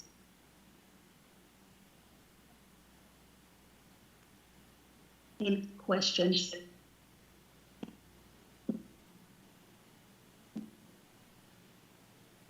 Yes, this is Board Member Parker. The reading tubs at the elementary level, are those actual hard copy books, or are those online, or how? What are those? I assume, since the other seems to be a consumable, the workbook, I guess, that goes with it is a consumable. No, these books will be actually they're soft copy, paperback copy. But they'll be actual, they're in color, they're books that the kids would be able to have books in their home to read from throughout the summer. The Skill Summer Bridge books, those are consumable paper, like pencil books. Okay, great. That sounds wonderful. Thank you. Any other questions or comments, board members? Ladies, thank you so much for this information on our summer learning program. Thank you. And at this, go ahead. Anyone else? At this time, we're moving on to our action items, and we have 2. The first action item is to consider approval of our textbook adoption.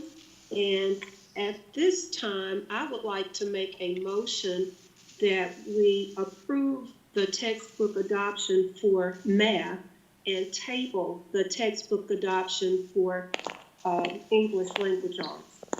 So Ms. Berg, if I can, well, I guess there'll be discussion. So let me go forward, and I would say that any delay, as you see, is on we have a request on the table for our commission on Thursday, and so that is coming up.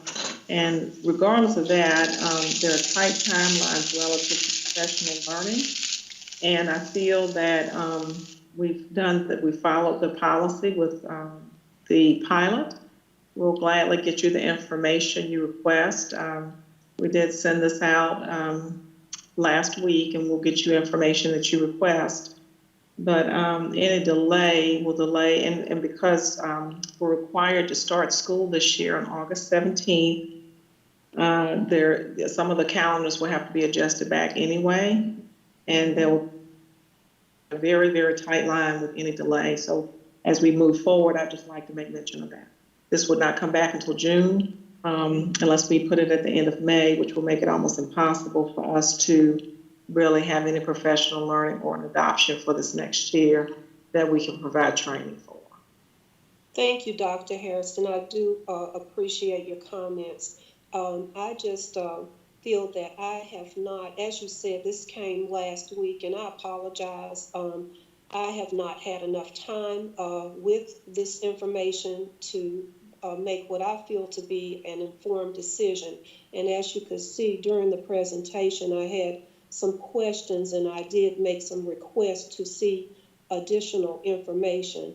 And this is a very huge purchase, and this is a very important purchase.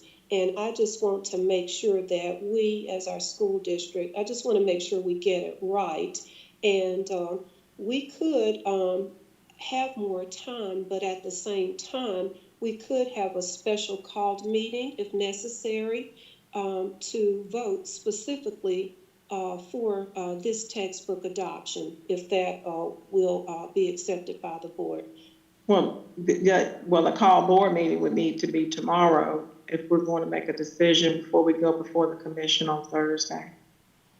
I don't think that that would give me enough time to make a decision. This is a huge decision, and I hope that the other board members feel the same way. We're about to make a major purchase for a reading program, and this is the area where we have fallen short for so long. And if we look at the trends the last 4 years, it's been pretty steady, and we want to make sure that we are adopting a core program that will yield us the greatest results possible. So I know that I won't be able to make a decision by tomorrow. So is there, I'm making a motion to vote to approve the math textbook adoption. And at the same time, although they're connected, I'm making a motion to table the English language arts textbook adoption until we can get, have more time with it and get further information. Is there? So the substitute motion is to table the ELA adoption and adopt the math. That's the substitute motion. Is that correct? Yes. Okay. And then a second? Okay. So Dion, we can move back to the motion. So the motion that Ms. Burke made was actually the only motion, so it wasn't a substitute motion. Oh, I got so you. therefore, because there was no second, that motion would fail, and so we need to open the floor up for another. So this is Board Member Motzinger. I make a motion that we accept this textbook adoption. Okay. Do we have a second? Yes, this is Board Member Jones. I second that motion. So, Ms. Burke, your vote would be? I vote yes for the math textbook adoption. You can't. So the motion on the floor is to accept the ELA and math. So would that be no? Is it possible to separate the two since no? Okay, since my motion failed. Okay. Well, yeah. I'm gonna only for that reason. I'm gonna have to vote no, only for that reason. But I am strongly in favor of math. Thank you. Okay, Marilyn Parker. Yes. Dana Jones. Yes. Elizabeth Motzinger. Yes. And Leah Crowley. Yes, and I tried to second Barbara's motion. I feel very strongly about the math.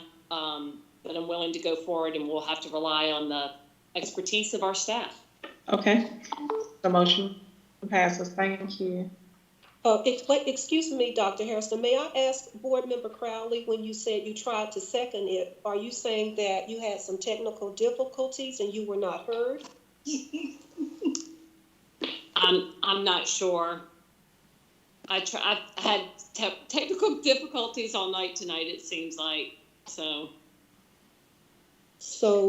are you saying that you did attempt to vote to second it? Yes, I attempted to second it. I feel good about the math part, but the reading one I'm just hesitant on, but I'm willing to go forward. I voted yes, I'm willing to go forward, and we'll hope it's the right thing. Okay, thank you. Okay. This is Board Member Shay Woodbury. So I didn't hear discussion or question. Did we just go right into the I think we forgot discussion and question, Dr. Harris. Okay, Right. all right. Mm-hmm. I just wanted to, although I don't have a vote, of course, in this committee, I just wanted to let the community know that this board was unanimously clear about bringing you here for this very reason, that we feel that your expertise in curriculum and instruction, and then on top of that, the layer of Nicolette Grant, who's one of the best in our state, is why I feel comfortable that any concerns that I have as relates to, you know, sometimes, you know, even with the best materials, there are other variables, and I believe that through your leadership and Ms. Grant's leadership and the leadership of this entire district that serves curriculum and instruction, that we will be able to use whatever curriculum we choose and do a great job. So in other words, you know, as long as I've been in education, the resources are good, but what's best is your personnel. And I believe that we got the best personnel in place to implement whatever curriculum we choose. So I appreciate your leadership, Dr. Harrison, in helping us to make this. I definitely agree with Board Member Burke, and I share her concerns, but I just believe I'm very supportive of the leadership in place to make sure that we're able to move forward successfully. Thank you, ma'am. Thank you. So, Chair Woodbury, I definitely agree with what you said. I do believe that we have the best. We've made the best decision with Mrs. Grant and Dr. Harrison. I do respect your opinion, but at the same time, I'm still in the same position when it comes to this reading. I want to make sure that this is absolutely, without a doubt, the best purchase we can make for our reading program and our English language arts curriculum as a whole. So moving on, is there a motion to approve the course change name, the CTE course change name? I make a motion to approve it. Is there a second? Board Member Crowley seconds.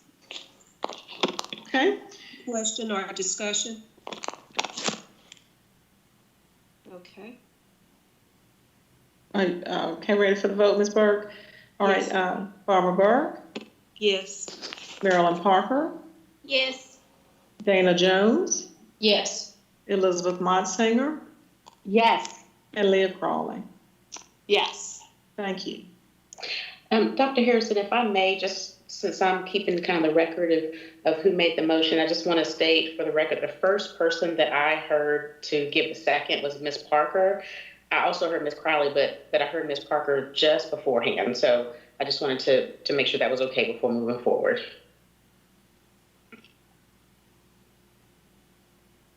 That's fine by me. This is Board Member Crowley. Okay, thank you. Okay, sure.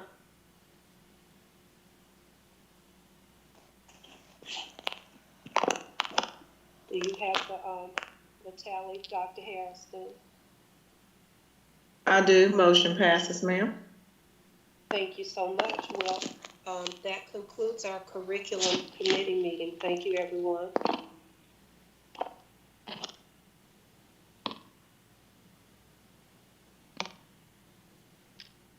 And at this time, Chair Woodbury? Oh, I thought that the chair for buildings and grounds was just going to transition, but I will. Okay. I can. Ms. Crowley. Sure. Okay, so Buildings and Grounds has a very heavy agenda tonight, a lot of items, and I want to thank our committee members for sending their concerns and questions in advance so that we can expedite this committee's business. And with that, we'll go to Lauren Richards to talk about the first item.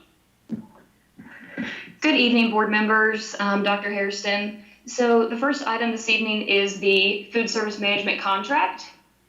There are two items up for the contract this evening. One is an addendum, and the other one is a renewal. So the first item this evening is the Chartwells contract renewal. We started the contract, this last version of the contract, in 2017-18 school year. The contract is available for up to 4 one-year renewals. As part of this contract, the contract language speaks to an increase up to no greater than the consumer price index for food away from home.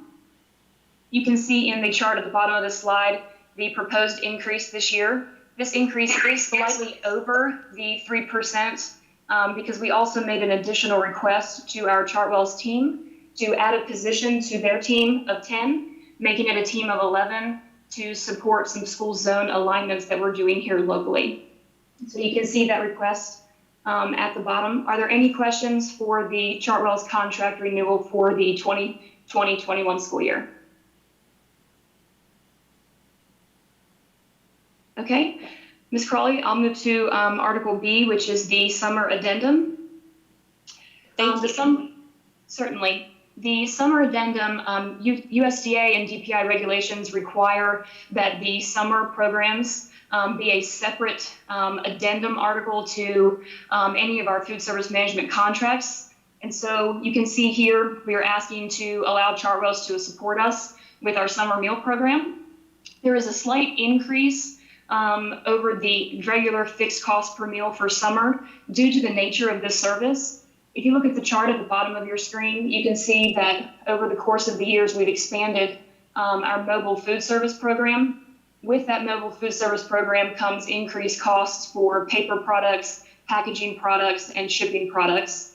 That is the reason for the request for the summer program specifically to have a slightly higher rate to be able to cover those costs.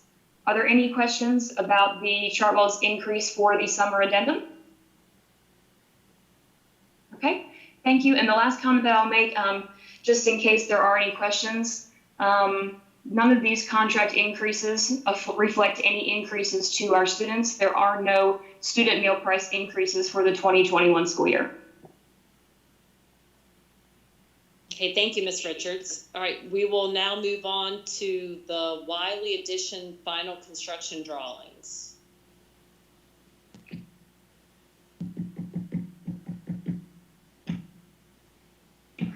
All right, so in your packet this evening, you have the final construction drawings for the Wiley project.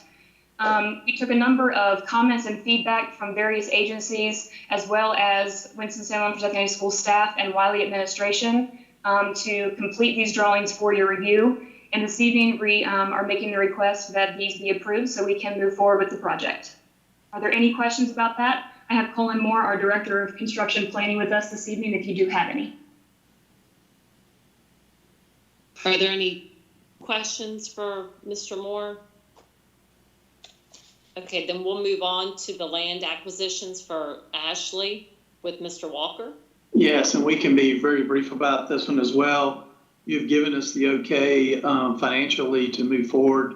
What you have tonight are the attachments that are the offer to purchase contracts and or the options, exercise the options on them. And all we're asking for tonight is exercise those options that we can move to closing. Okay, are there any questions from Buildings and Grounds Committee members, or really anybody on the board about that? Okay, great. One question. Oh, yes, sorry. go ahead. Board member, go ahead, this is Board Member Parker. It looks like the closing date would be like June 30th. Is that correct? Yeah, no later than June 30th. No later, so that'd be the latest. Okay, great, thank you. Yes, ma'am. Item E is a sewer easement request that we have at Southwest School Road. Staff has reviewed this, kind of pretty simple easement, doesn't have any impact on future development in that site, and staff is comfortable with moving forward with requesting the easement.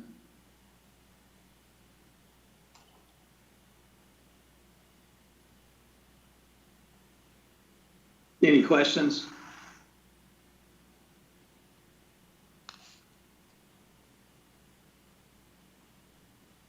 Hearing none, I'm going to move on to item F, which is acceptance of bids for the ERV installation at Carver. The next two items we actually brought to you the last committee meeting, bringing it back just because these two of the four actually went over bid our budget a little bit. And the reason why, basically, for both of them is that we had some more structural steel needs at Carver, and ductwork insulation was a little higher. Same at Parkland. And so one is actually Carver was over budget, obviously more than Parkland was, but required a lot of needs around structural steel, ductwork, insulation, and electrical. So and also in that you will see that we're using some savings from other capital projects that we had some savings, some roof projects and others that we're utilizing to offset that cost. So there's no additional dollars that are needed beyond that. So that's kind of F and G all then rolled into one.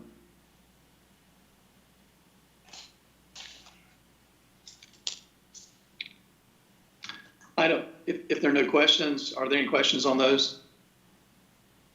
If not, we're going to roll into H, which is to replace, we had an ERV on the 400 building at Glenn that we needed to replace.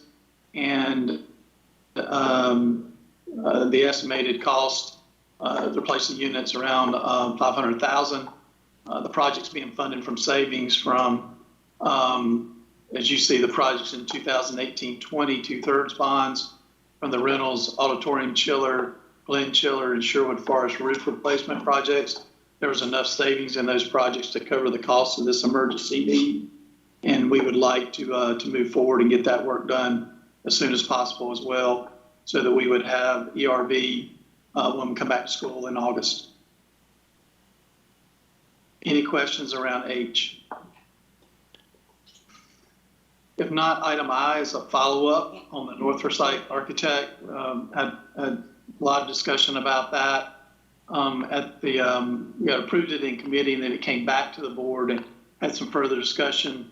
Just wanted to bring it back to you tonight, really around the fact that some questions around local representation of this project.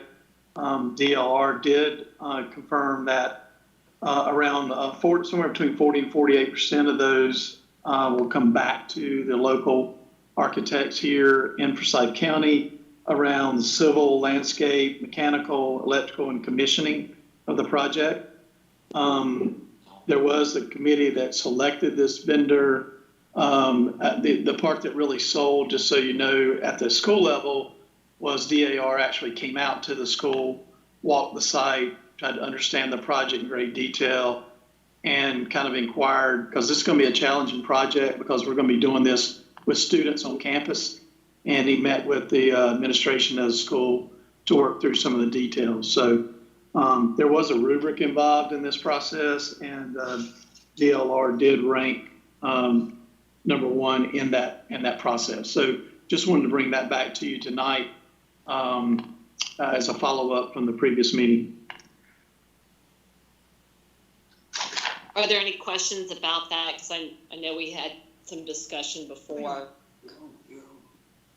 Yeah. What are the key elements of the rubric? I guess what are the elements by which you all assess the proposal? I'll let Colin address yeah. it. I did just email it to everybody on the board, so you can have it if you want to check your email. So Ms. Chair, this is Colin Moore. So what we factored in the 5 groups that we interviewed, we considered the proposal or the qualification statements that they had sent to us, and then we also took into consideration, some items we asked them to address during their interview, specific to the North Forsyth project. We ranked them on who they chose to bring to the interview, the professionalism in the interview, how familiar they were with the North Forsyth project. Also on their perspective and their approach to this project specifically, not to a project generically, but specifically to the North Forsyth project. We also asked them to expand on a couple of pieces that were in the qualifications proposal that they submitted to us. and kind of asked them to kind of elaborate further on some of those items. We graded them on how they managed their time during the interview. We had a very hard stop time, and we wanted to see how they utilized their time during the interview. We also ranked them on how they collaborated with the committee, on how they did their presentation and how original they were. And then we graded on how each participant in the interview interacted and participated in the interview, that they all had a role to play and they didn't just come in there for no reason, that they all had a legitimate reason for being part of the interview. Can I ask you something, please? This is Lyda. The group that is chosen for the civil engineering, the electrical engineering, and the telecommunications business, is that one company? Yes. So that's consultant. That's the consultant engineering group. Okay, so that is a woman's business. Is that correct? That is correct. It's owned by Carol Stroop. Okay, and so what is the total that one business will be getting? Yeah. So yeah, it's about 33% of the overall package. Which is how much? What is their fee? Their fee, the total fee is 1.1. So around 300,000. Yeah, they're in the 300,000 range. Okay, do we have any other MWBEs to bid any of the civil engineering, the mechanical engineering, or the electrical engineering, or the telecommunications? So the process was around selecting an architect, not the individual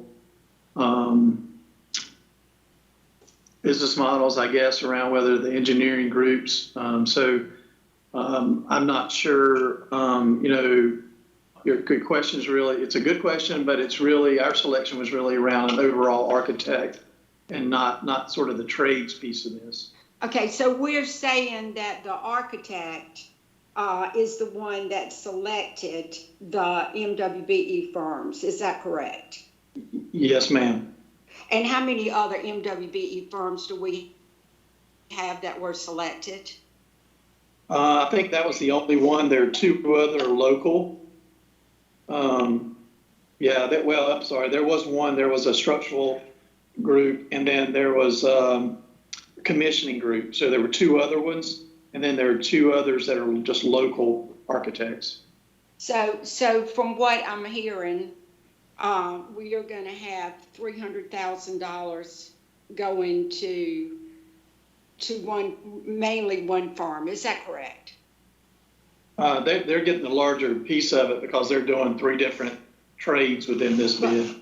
But it's one firm. Yeah, yes, ma'am. Yes, ma'am. Okay. I just want to make sure, and y'all know me well enough to know that anytime this comes up, I'm going to make sure that we are using as many MWBE firms as we possibly can that can do the work. And that is really, really important to me. And I guess anytime a contract comes up, I'm going to be driving that home. So, I just have questions on that. Sure. But thank you. Yeah, we appreciate that. We're continuing to work hard on that process. I assure you. Daryl, sorry. Go ahead. Daryl, am I recalling correctly, maybe on another project, we talked about that a part of the rubric is, what's included in the rubric is locality. So we, as a board or district, have considered the location of the businesses as a part of the process, meaning whether you local or not. Yeah, we have done that in the past, and so to where there is, a kind of a percent of bump to have a local office, but we have had practiced that in the past. So go ahead. when we're dealing with an architectural firm and we are spending bond money, it's only natural that I want to keep our bond money in our city as much as we can. And do we need to follow up and maybe put in there that we are looking for Forsyth County, or can you do that? Or how could we do something Board Member Calvert Hayes, I think we were trying to respond to this information, but what I think we spoke to our general counsel about was looking at the process beyond this one, because there are discretionary points on the rubric or preferred points at the end that could certainly be applied as we see fit. So we've asked her to take a look at the law relative to the selection and bring back to you all, and because you mentioned in WPE a few times, if that's a preferred, if you have a percentage that you would like to see in each of the responses, we could add that, but the goal, the process would be to add it before the review.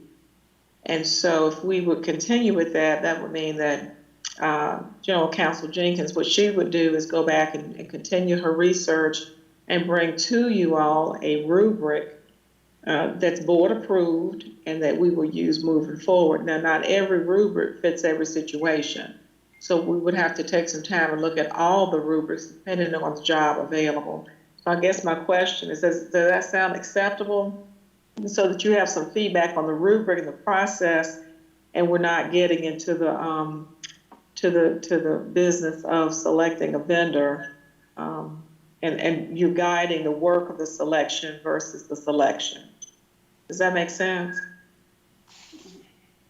Yeah, it makes sense. I just have some thoughts on that, and maybe it's because I'm so close to all this, because I'm associated as an MWBE. Yes, and so the process is within the board's purview to make recommendations for adjustments, and I'll let General Counsel Jenkins weigh in on that. And I do want to let all know that because I'm on the school board, I do not bid any school projects, even yes, though I am an MWBE. So I want to clarify that first of all. Yes, ma'am. Okay, thank you. Yes, ma'am, Ms. Calvert Hayes. I was just going to say that there will be some future bidding for this project. This is just a selection of the architect. There's still a construction piece of this that has to be handled in the future. So I'll work with Colin and FB to look at the rubric, and we can bring back a proposal to the committee on how we can take locality and status in the future into consideration. Okay, I would really appreciate that. I think it's something that we all want to make sure that all our MWBEs are treated fairly. So Dion, this is Board Member Parker. Within that, so whenever we do go with a general contractor, we would use a new rubric so that we could have specifications in there about subcontractors and local and MWBs and all that. Yes, similar to some of the other governmental agencies, we can review and revise the rubric to take into account certain factors like that, and I can work with Colin to get that in place prior to the construction portion of this project going out for bid. Okay, all right, great, thank you. This is Board Member Shay Woodbury. 2 points.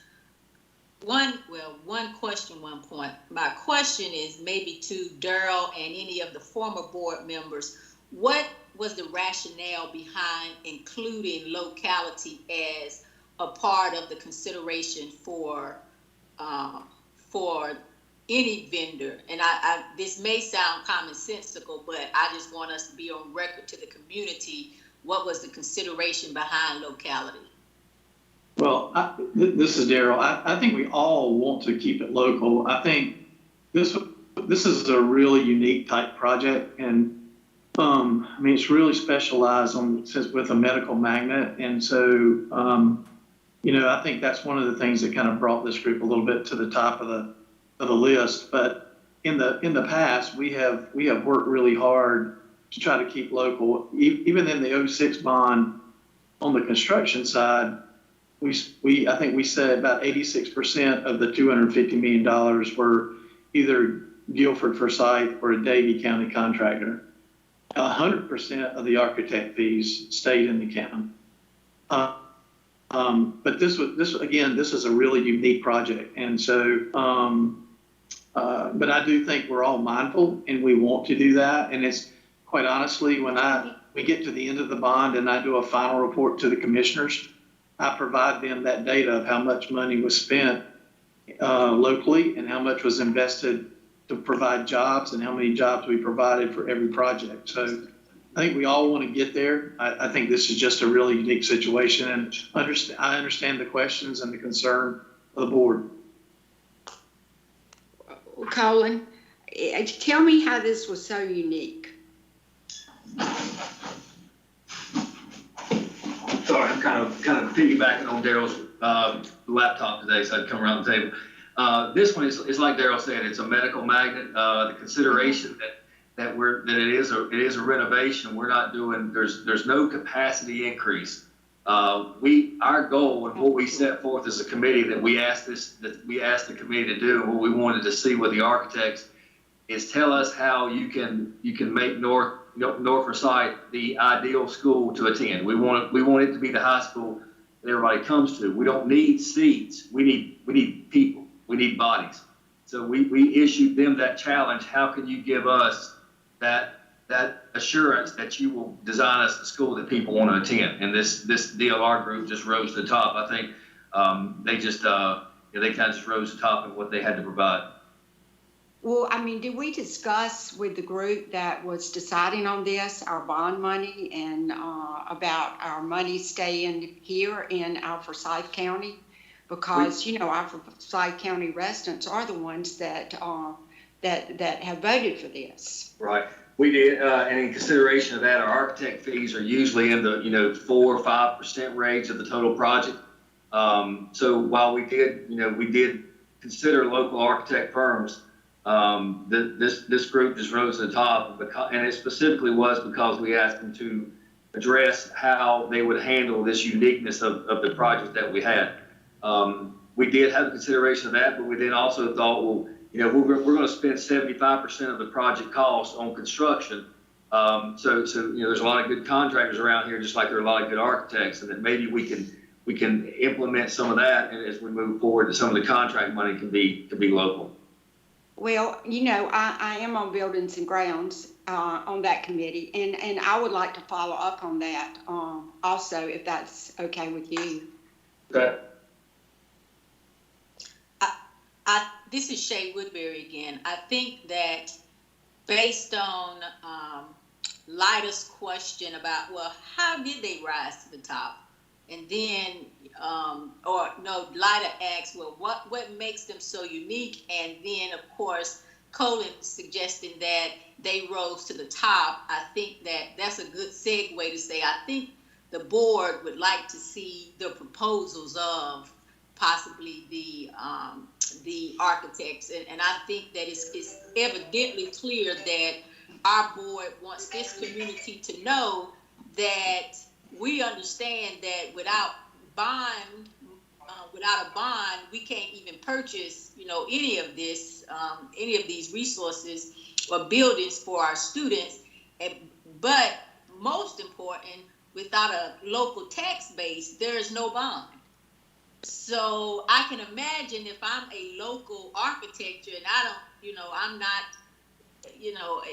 I would be concerned with this procedure that, I'm a part of the local tax base, but I'm not being considered. I just want this community to know that we've been through a very fair process. Right now, we're being as transparent as possible by allowing the board to look at all of the proposals and then to agree, ideally with Colin. Yes, DLR rose to the top, but right now, I don't know if they rose to the top because I wasn't on that committee, which I guess I should be, but all I can do right now on behalf of this community, Forsyth County, that has voted us in, and ideally they, look for our stewardship over the dollars to say, hey, we looked at all of the proposals and, I feel comfortable that this is correct.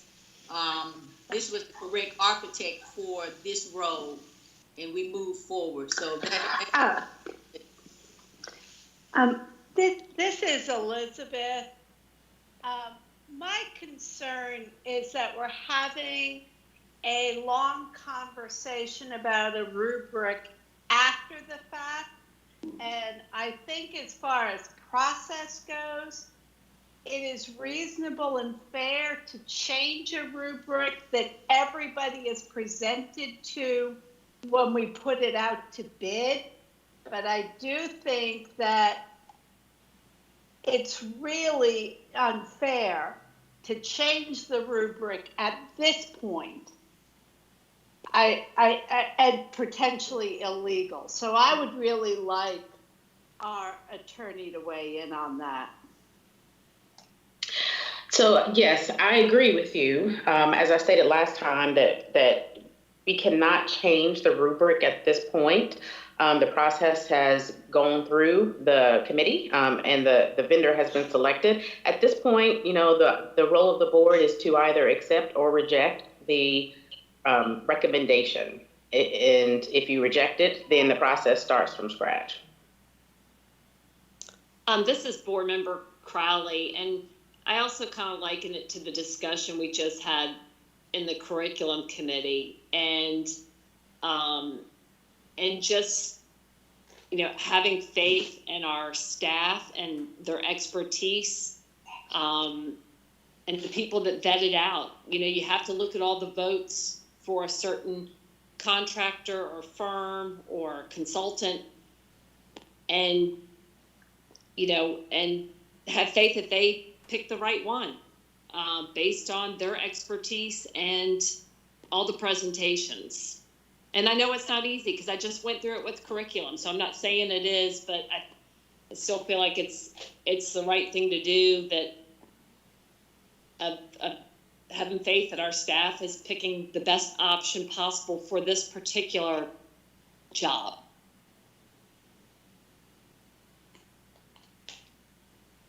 And again, this is Elizabeth again. I have no problem if you want to change rubrics and make policy, go through policy, say we're going to make a policy that this is how we do this.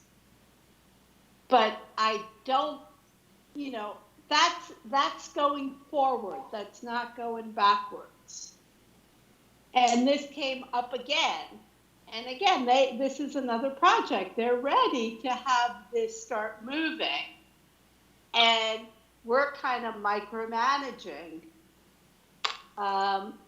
decisions that we don't want to, that we're not in the room at the front end. And I want the community to know we're serious about their tax dollars, but I want our employees to know that we value their expertise. So, thank you. This is Board Member Parker. I really feel if we can get the rubric in place with the things that we feel comfortable with before the general contractor is selected would be most important, because that, as we know, is the bulk of the job. It's the bulk of the taxpayer money that's spent there, and all of those things. So I think if we can get that in place before contractor is selected, that will be very important, and that we would be good stewards of taxpayers' dollars within the county if we can keep it local at that point.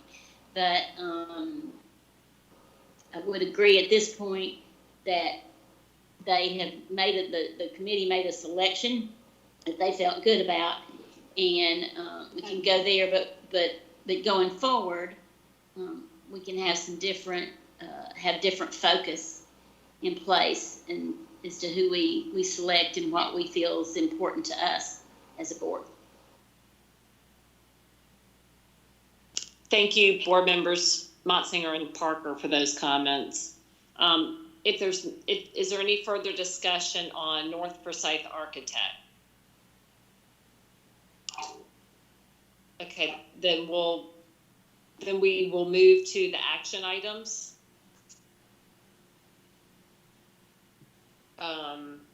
Let's see here. Okay, so for action items, the first one is to consider the approval for renewal of the food service management contract. Is there a motion to approve? This is Board Member Kaplan. I motion to approve. Okay, and This is Board Member Jones. I second the motion. okay, thank you. Is there any? I'll turn it over to. Well, is there any discussion?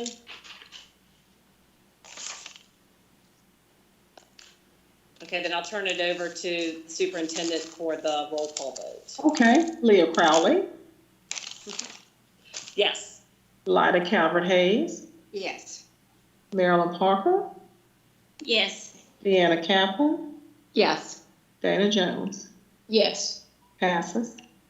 Okay, thank you. The next item is to consider the approval of the Chartwells contract addendum for summer meal program.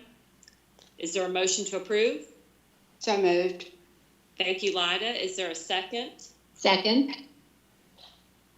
Was that? Deanna. Okay, thank you, Deanna. Is there any discussion? And then we'll have the vote. Roll call. All right, Leah Crowley, Yes. Lyda Calvert-Hayes, Yes. Marilyn Parker, Yes. Deanna Kaplan, Yes. and Dana Jones. Yes. It passes. Motion passes. Okay, the next item to consider is the approval of the Ashley Land purchase agreements. Is there a motion to approve? Move approval. Thank you, Ms. Parker. Is there a second? Second, Lyda. Okay, Lyda. Okay. Second was Board Member Calvert-Hayes. Is there any discussion? And we'll have the roll call. Okay, Leah Crowley, Yes. Lyda Calvert-Hayes, Yes. Marilyn Parker, Yes. Deanna Kaplan, Yes. and Dana Jones. Yes. Motion passes. Thank you. Okay, the next item to consider is the approval of the grant of sewer easement at Southwest School Road. Is there a motion to approve? Motion to approve, Board Member Kaplan. Thank you. Is there a second? Second, Lyda Calvert-Hayes. Thank you. Is there any discussion? And now the roll call. Okay, Leah Crowley, Yes. Lyda Calvert-Hayes, Yes. Marilyn Parker, Yes. Deanna Kaplan, Yes. and Dana Jones. Yes. Motion passes. Thank you. Okay, the next item to consider is the approval of the acceptance of bids for the HVAC ERV installation projects. Would it be okay to combine these at Carver and Parkland? Yes, that's fine. Okay, let's do that then. Is there a motion? Board Member Jones, I make the motion. Thank you. Is there a second? Second, Kaplan. Thank you. Is there any discussion? Okay, the roll call, please. All right, Leah Crowley, Yes. Lyda Calvert-Hayes, Yes. Marilyn Parker, Yes. Deanna Kaplan, Yes. and Dana Jones. Yes. Motion passed. Okay, and I should have put G in there also for the ERV at Glenn High School. Is there a motion to approve that? Board Member Jones, move approval. Thank you. Second. Is there a second? Second, Parker. Parker, Okay, thank you. Is there any discussion? And the roll call? Leah Crowley, Yes. Lyda Calvert-Hayes, Yes. Marilyn Parker, Yes. Deanna Kaplan, Yes. and Dana Jones. Yes. Motion passes. Thank you. Okay, and then I have the consider the approval of the Wiley addition construction drawings. Is there a motion to approve? So moved. Lyda Calvert Hayes. Thank you. Is there a second? Second, Kaplan. Thank you. Is there any discussion? And then the roll call, please. Okay. Leah Crowley, Yes. Lyda Calvert Hayes, Yes. Marilyn Parker, Yes. Deanna Kaplan, Yes. and Dana Jones. Yes. Motion passes. Thank you. So I don't see do we need to approve North Forsyth in Buildings and Grounds before it goes to new business? I think it was already approved in committee. Yeah, that's correct. It was already approved in committee. Yes, ma'am. Okay. I thought it was not approved or tabled last time. I thought it was tabled also. I think it was tabled at the full board meeting. Yeah, it was. Yes. Full board, yeah. Okay. All right. Thank you.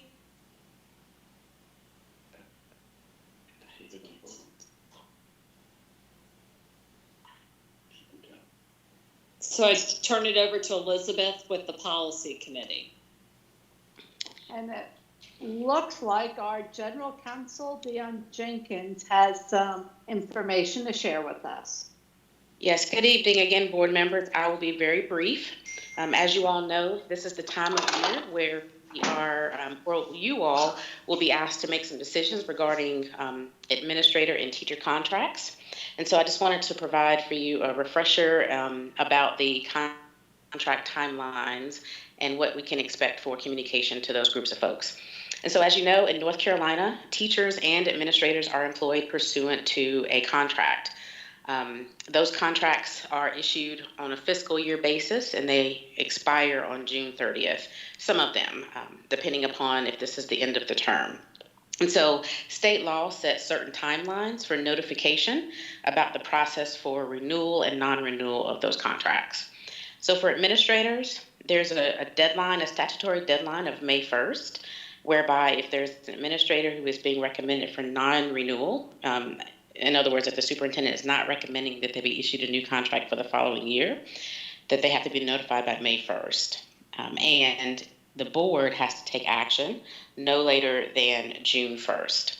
When it comes to teachers, there is an initial deadline of June 1st to notify teachers if they are being recommended for non-renewal, and the board has to take action no later than 15th. Those are the deadlines established by statute.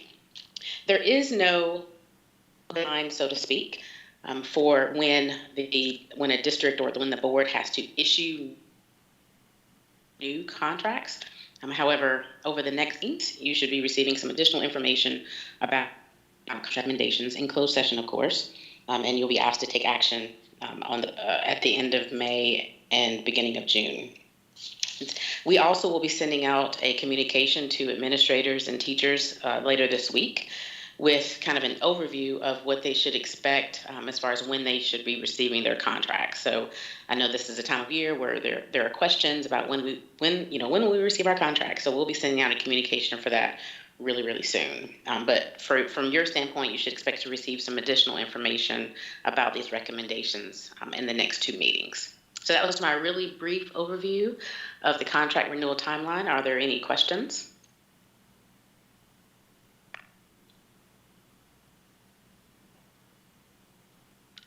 Well, if there are no questions, then that's all I have for policy committee. Thank you so much, Dion. Thank you, Dion. You're welcome. So I think that concludes policy, and we'll roll into, this is Board Member Jones, we'll roll into our Finance Committee meeting. We have 3 items up for discussion and 1 item for action. First on the agenda is the internal audit report from Dixon, Hughes, Goodman, and I will turn this over to our Chief Financial Officer, Andrea. Good afternoon, board members, Dr. Harrison. We have on the line with us April Bell and Tyler Beatty from Dixon Hughes, and they're going to be presenting their audit report to you guys. I think Tyler's taking over the screen now, and I will turn it over to them. Go ahead, Tyler. Thank you, Andrea.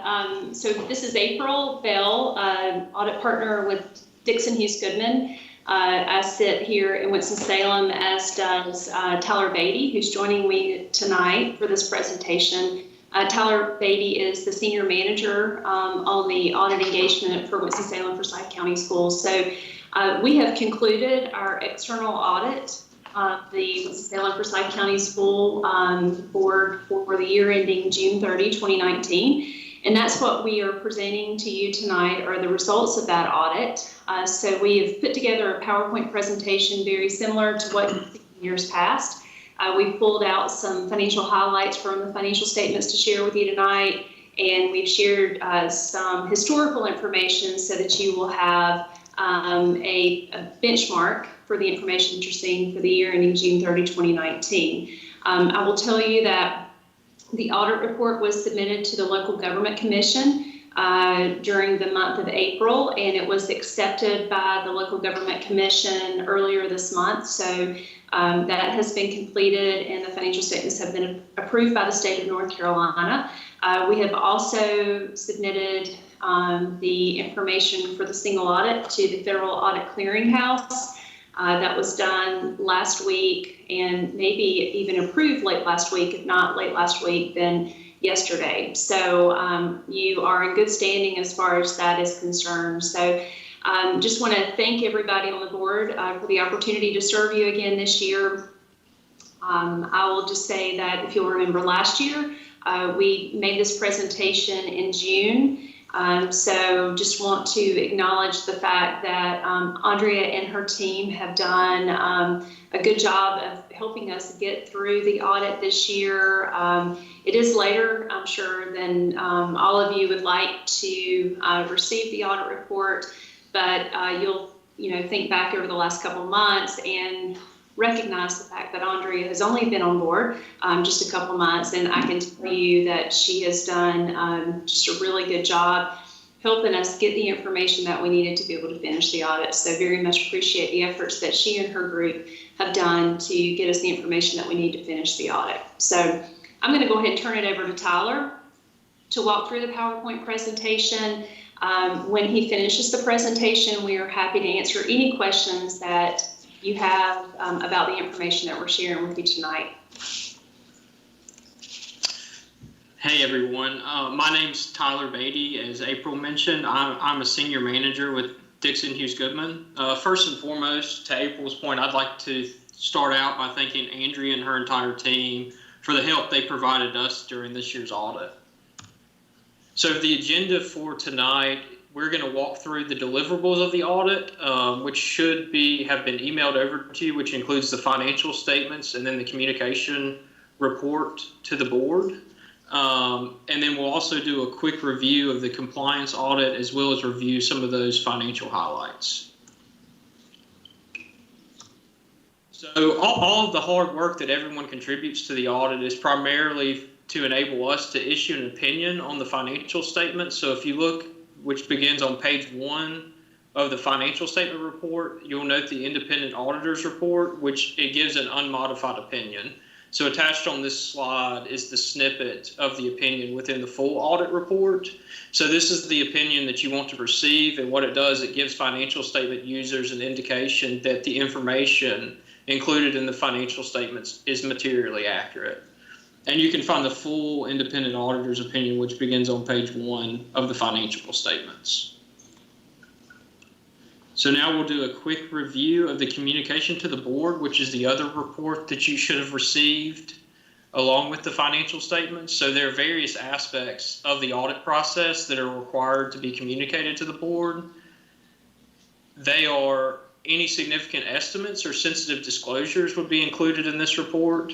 So we've identified the significant estimates included in this report as being the useful lives of depreciable assets, your fixed assets, as well as the proportionate share of the net pension liability for the TSERS plan, and then your OPEB liabilities for the RHBF fund, and then the disability income plan of North Carolina. If there were any difficulties or disagreements that we had during the audit, it would be communicated in this report. Other than the noted delays in audit completion, we didn't have any other difficulties or disagreements with management during the course of the audit. Any uncorrected misstatements that were identified during the audit would be also communicated in this report. As noted in number 10 of the management representation letter in Appendix A, there was a misstatement at June 30th, 2018 related to the census information for your dental OPEB plan that was provided to the actuary in the prior year. This was corrected at June 30th, 2019. And then also we've included in this communications report, we've attached the management representation letter that was signed by management. It's attached to this report so you can see what representations were given to us during the course of the audit. So now we'll go over a few financial highlights. So what we've done, instead of having you thumb through the financial report, we've pulled out the most pertinent information, and then we've also included the current year information along with the prior 2 years to give you some sort of aspect of benchmarking to see where you've been and where we're at today. So the first slide is your general and special revenues, your state revenues, and then your federal revenues. So your general and restricted funding, which is the orange bar, you'll notice was around $136 million this year, which was obviously consistent with 2018 and shows an increase of right around $5.7 million from 2017. So your state funding, which is the largest funding source for the board and is the green bar, it increased approximately $14.3 million when compared to the previous year. Of the $14.3 million increase, $13 million was related to increases in salaries and benefits. And your state allocations are primarily based on ADM for the board. And then your federal funding, which is the very right purple bar, decreased around $3.3 million in the current year, with the primary decrease being related to the Title I program. And then there's a schedule of federal and state awards included in the financial statements, and that starts on page 89. So this slide also gives you a good representation of how much the board relies on state funding, and that's one of the primary reasons it's hard to set a budget for a school year until state allocations are finalized.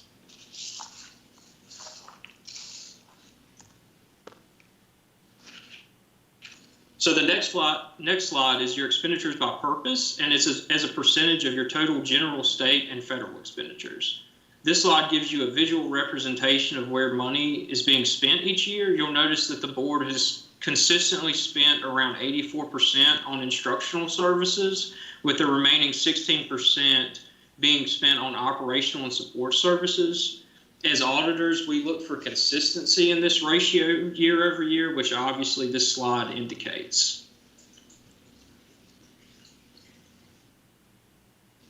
So this next slide is your detail of your general and restricted revenue fund balance. And it's an excerpt of financial information for the prior 3 years for your general and restricted fund. So the board's total fund balance for general and restricted decreased around $7.2 million in the current year. As noted on page 20 of the financial statements, the board appropriated $2.3 million of fund balance to be spent.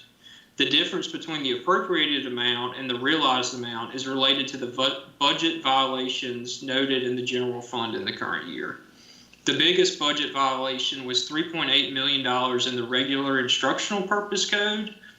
In the regular instructional purpose code, the board budgeted for $7.4 million to be spent in Object Code 121, which is certified teachers. The board's actual expenditures in that object code was $10.7 million for the general fund.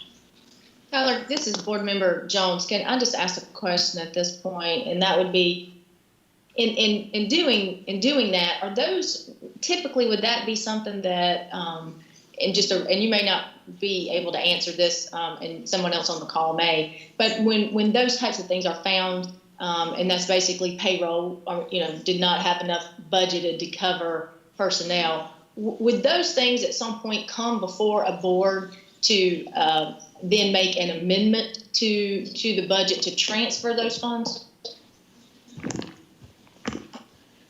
Yes, typically what we would see in our other experience, and Andrea can obviously speak on this as well. Typically, we would see a monthly package sent to the board, and then the finance team would take any budget amendments for overruns to the board to be approved. And so, okay. And so those, so I'm thinking from our staff, we don't have record that any of those things happened. There were no budget amendments, excuse me, we tested all the budget amendments that occurred in fiscal year 2018-19. You tested, can you, what do you mean by that? This is April. So any of the budget amendments that were approved by the school board we looked at the board minutes to see the approval of those budget amendments, and they were reflected in the financial statements. Okay. So, this board member Parker, so they were approved by the board and they were presented in the correct way that money was coming out of fund balance, or? This is April again, any budget amendment that was taken to the board for approval was documented in the minutes to the board meetings and then reflected in the financial statements. But as Tyler has pointed out and is reflected in the financial statements, there were some budget overruns where actual expenditures exceeded budgeted expenditures. And in those cases, there were budget amendments were not approved by the board to ensure that money was available in the budget to cover actual expenditures. So those things were not voted on as an amendment by the board, correct? Right. The budget that is included in the financial statements reflects the budget, the original budget that was approved by the board, as well as any budget amendments that were subsequently approved by the board during the fiscal year ending June 30, 2019. So I think basically in a layman's term, this is Board Member Jones, there was money that was used to meet those obligations and never was transferred and spent and never came before the Board of Education. That's correct. Thank you. Yep. And is that something that normally happens? No. I don't think so. I don't ever, this is Board Member Parker, and no, any appropriation of funds, especially out of fund balance, should be brought before the board, and even if it's not, and I mean, I'm not an accountant, and I don't even, I wouldn't even profess to be anything close, but I mean, even if it wasn't coming out of fund balance, it should have shown up somewhere within what the board saw from a finance committee report, or it should have come before the finance committee. And you can correct me wrong. I mean, correct me if I'm wrong, but that's what typically had happened. Yeah, well, maybe that's why I kept asking at every board meeting, could I please have a balance of for the fund balance? And I never could get it.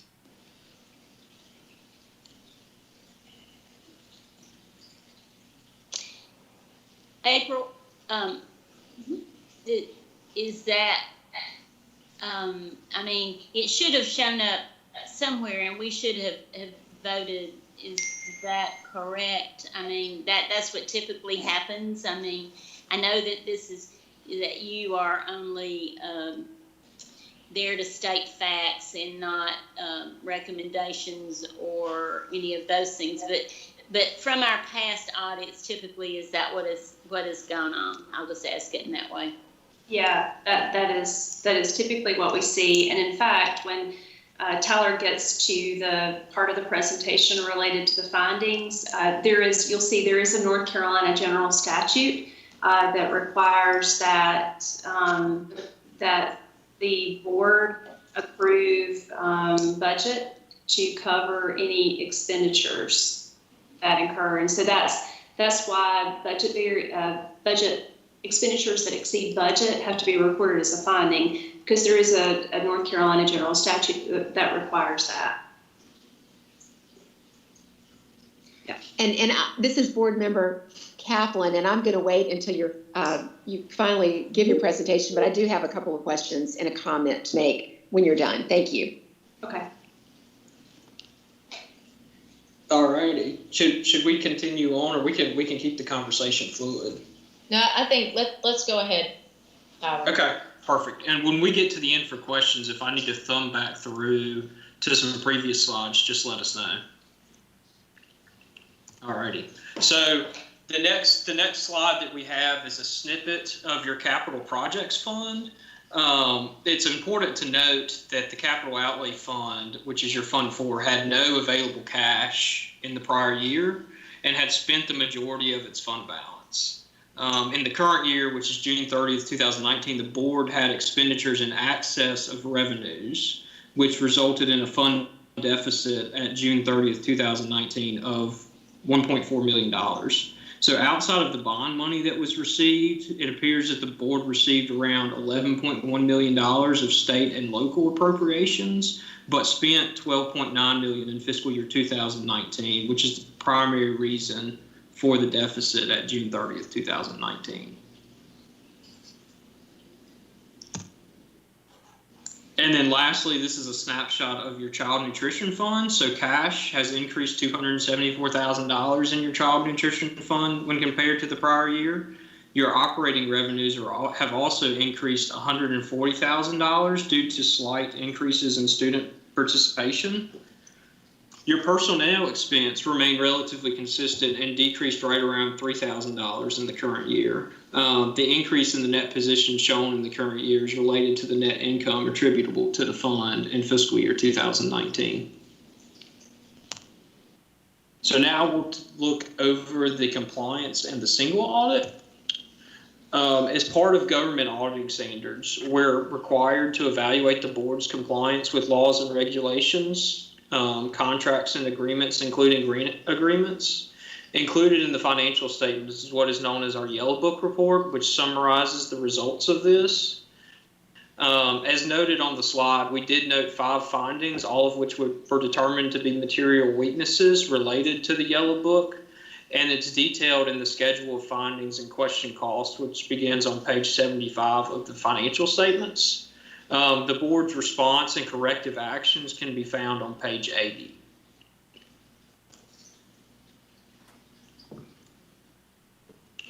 We are also required to evaluate the board's compliance with federal programs that are deemed to be major. In the current year, we noted the Title I program and the special education cluster, which were programs considered major and were required to be audited. We did not have any findings related to these major programs. And then lastly, we're also required to evaluate the board's compliance with state programs that are deemed to be major. We noted 3 programs which were considered major and were required to be audited. We did note 2 deficiencies or findings during our testing of state programs that were required to be reported under auditing standards.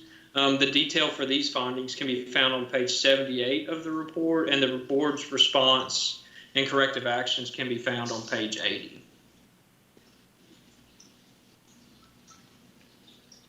So that's all we have for the presentation, but obviously happy to thumb back through the slides or talk about anything, including the findings, in more detail as warranted. This is Board Member Kaplan. So I have, first of all, I want to thank you, April and Tyler, for being on this virtual meeting. I really appreciate it. And also want to applaud Andrea and her team for all the great work they're doing on finance. So this is all about the audit here.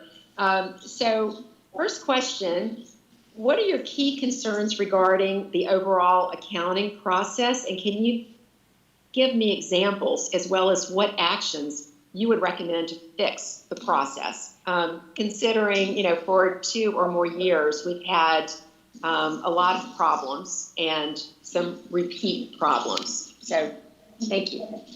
Yeah, I'll start and then let April fill in behind me. But my suggestion, and I think the focus should quite honestly be centered around the findings that were identified in the audit, because those were the findings that rose to the level past just a deficiency, but rose to the level of a significant deficiency as well as a material weakness. And then I would look to the corrective actions as well as the schedule of prior year audit findings to determine what corrective actions weren't implemented or followed that caused the repeat findings. Yeah, this is April, and that's exactly what I was going to say. A single audit is an organization that has a single audit is a little unique because our internal control recommendations are part of the audit report as part of the single audit, and the issues that we detected are reported as material weaknesses in the audit report. And if you were going to focus on specific areas, that's really where the focus should be. Thinking about the financial stability of the school system and the importance of the fund balance, focusing on these findings will keep all that in focus as well, because it'll give you greater control and monitoring over your budget. So this is Board Member Crowley, and on one of the pages after one of the issues was laid out, the recommendation is that the board reviews procedures over financial reporting to determine if the procedures are appropriately designed and if the individuals in place have the necessary skills and knowledge. So with that saying that the board review that, are you suggesting we hire somebody to do that? What is the typical course of action there, given that recommendation? Let me find that. And you're saying this is part of the audit report? Correct. It was in Schedule 14. In ours, it was on page 76. Yeah. I think that was B or whatever it says. Yes. And what I might do, everyone, if it's okay, is I might stop sharing my screen and then pull up the financial statements and share that if everyone feels like that would be more effective than having this presentation up. Yes. Thank you. That'd be great, Tyler.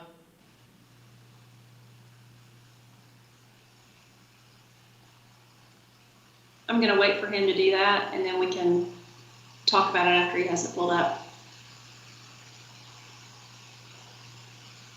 Like Board Member Parker, my expertise is not in finance. So when the recommendation says the board reviews, I guess I'm just trying to figure out what do you really recommend that we do there? Mm-hmm. Okay, so what I would say, there it is, Tyler. That's it's the second page of that one, the top of the next page. Right. I didn't know if you wanted to see the. Yeah, that's fine. Yes. Yeah. So really, what this is focused on is the fact that you have you continue to have repeat findings year after year, and so part of that is making sure not that you have all the seats filled in your accounting department, but that you've got the right people in the right seats in the accounting department for financial reporting purposes. And so, ensuring that you have the appropriate staff to, perform the functions is what we're recommending. But who would do, you're asking the board to review that. Is that an internal thing? Is that an external thing? How do school boards typically manage that recommendation? Well, what they would do if they continue to have findings year after year, then they would implement some kind of process to check throughout the year, and maybe that's monitoring budget to actual reports, or ensuring that they're getting financial reports to know that they have the tools and the resources internally to be able to provide accurate financial reporting throughout the year. This is Elizabeth Montinger. I just wanted to make a comment that I think our superintendent, in her organizational chart and in her request for the budget this year, has really come up with very solid, clear recommendations about where our finance department needs to be. I think we hired a very good person who has done an extraordinary job coming in and looking at the picture and giving feedback. But I also think it's part of the reason as a board, I believe we need to really support this recommendation of Dr. Hairston about having the right people in the right seats in finance. And she has really stressed that to us. Thank you, Ms. Motsinger. And if I may, Chair Jones. Absolutely. So April, one of the things into our community, one of the areas we focused on was the credentials of the department, and we did share that. We had a visit from Department of Instruction, and we have shared that organizational chart, and we'll continue to work with them on some structure, placing things in place, and also improving our reporting structure. We realize that monthly reports need to improve, and our CFO is providing an opportunity, and may want to talk with you all about your recommendations so that those reports can continue, but not only continue, but improve. So those are some, and then of course, position control is something we've emphasized since our in the new organizational structure. That has hindered us to some degree. And this is Tyler from DHG. I guess let me just once again reiterate that these findings were as of June 30th, 2019, along with the recommendations. So now, sitting here in May of 2020, I think I would be miffed not to say that, obviously it appears that some of these recommendations have already begun to have been implemented. This is Chair Board Member Jones. I just want to say thank you, Tyler, for mentioning that. I think we have, and it's good to look back and see what we needed to improve on. I think we all know we have new leadership in the entire school district, as well as new leadership with a CFO, so I feel confident that we're moving in the right direction, and that we would be included in the process the correct way. Obviously there were some mistakes and missteps made for sure, especially when you see how small that fund balance is now, and some other things. So do we have any other questions, board members? I think what I'm hearing, and I believe, Andrea, we can do this on our own end, is that maybe at the next finance committee meeting, or in a couple of months, we can look at some of these findings, and then you can share with us how those things are if they're already being addressed, or how they will be addressed. Yes, that will be done in the next couple of months. Awesome. Well, I want to thank board members. Do you have additional questions of April or Tyler? This is Board Kaplan. I accidentally lost the whole call, and so I missed a lot of the conversation, but I'm sure you all had a lot of good conversation. So let me just ask, so are we voting to approve the audit at the board meeting? What are the next steps? So, Board Member Kaplan, we are not, this is not up for action item for accepting the audit tonight. And we did have good dialogue from multiple members of the board around this. But we had just said that we will kind of address some of these findings in a future Finance Committee meeting and allow Andrea to tell us how those things are being addressed moving forward. So what are we doing to take care of the problems and the findings that were found, and what policies and procedures have we already put in place, or practices, or what we will be putting in place? Okay, good, because I was truly concerned about at least 10 pages of material and significant deficiencies from the audit. I mean, it's pretty serious. So anyway. I completely agree, and I know you're concerned about that. As I am, with being now the chair of finance, and I think you've been in that role, and Ms. Parker has. So it's serious. It's serious, and so I believe Andrea wants to address that at the next meeting. Okay. Chair Jones, if I could just say thanks again to them for the audit. It's always very thorough and very good. And yes, I think that, and I do think that things are improving a lot. It's very nice to see our monthly financial reports reflect exactly what we see and what we can understand. And so thank you very much. That's just my 2 cents worth. Yeah, this is April. One more comment that I'll make before we finish. You can see in the financial statements, starting on page 79, Tyler may have said this and I may have missed it, but on page 79 in the financial statements, there is included in the audit report is Andrea's response to the findings. So you can see what her corrective action plan is for the findings. And one of the audit procedures that will be performed for the 6/30/20 audit will be to revisit these same findings to ensure that they were in fact corrected. And if not corrected, then they will, be included in the 6/30/20 audit report. So you will receive confirmation with the 6/30/20 report regarding the status of these findings. Thank you for pointing that out, April, to the board. We appreciate that. So if we have no other questions from the board, we will move on to our next discussion item. And again, we thank you, Tyler and April, greatly for being with us tonight on the call. We really appreciate that. Thank you.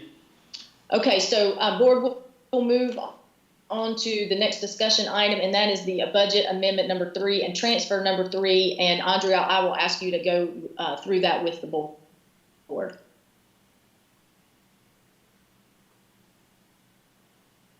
Good afternoon, board members. I'm going to share my screen. Thank you.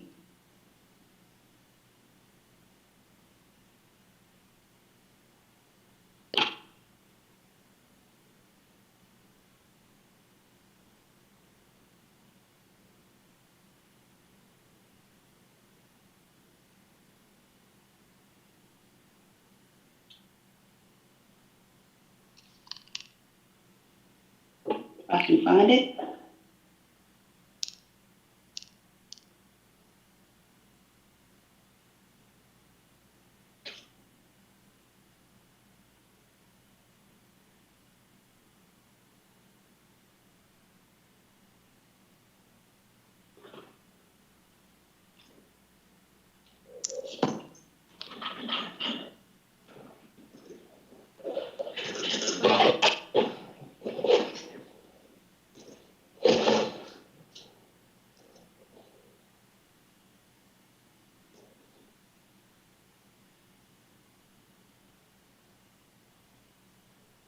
Having some technical difficulty. Here it is. Okay. Can you all see the budget amendment number 3? Yes, we can. Okay. So here we have our budget amendment and transfer number 3. These are budget amendments that have happened since we adopted our budget back in February. The first one is the local current expense fund. was a small budget amendment of $746 for insurance damage to some planners at Reynolds High School. The next section is the State Public School Fund. We had to reduce our State Public School Fund. This is for our transportation allotment by $1.9 million. Our transportation allotment is an estimate that we make based on our projected efficiency rating, and we projected $1.9 million above what we actually received in our allotment back in, I think, December or January. So we had to reduce that amount down to match what the state actually allotted us. The next page is other restricted. We have some small carryovers from our other restricted funds that we've allotted, as well as some new money that we got in for new funds for the BB&T homeless, about $50,000. We got $245,000 in new and carryover funds for the Peer Project Future Leadership Program.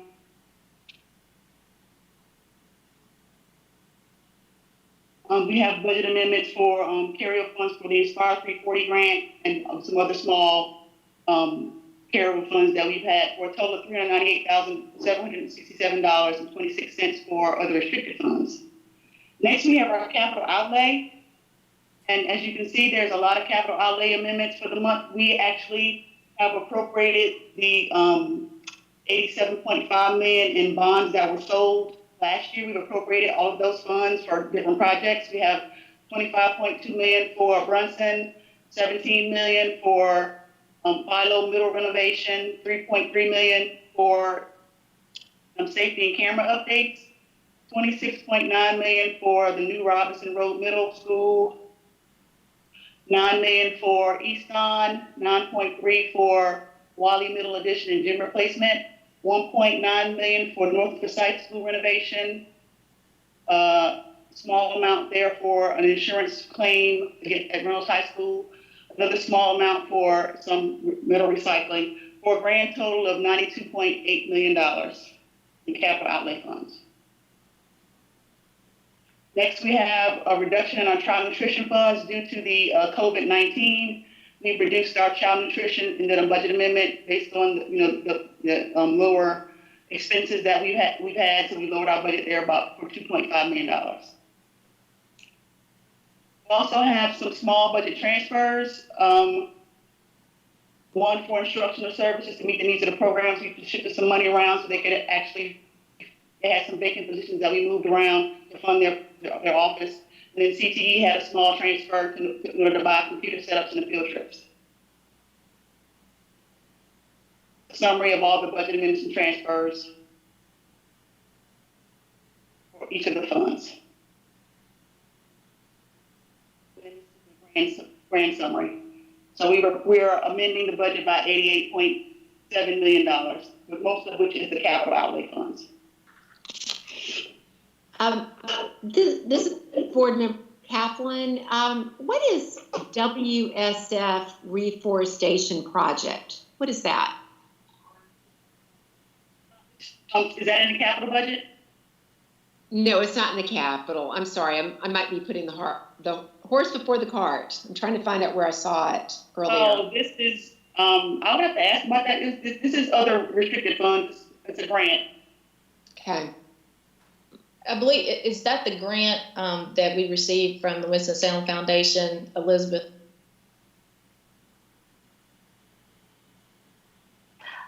I'm not quite, I don't know what Deanna is looking at right now. Okay. I found it myself. It's under other restricted funds. It's on the screen. It's number 8. Yeah, I was just wondering what it was.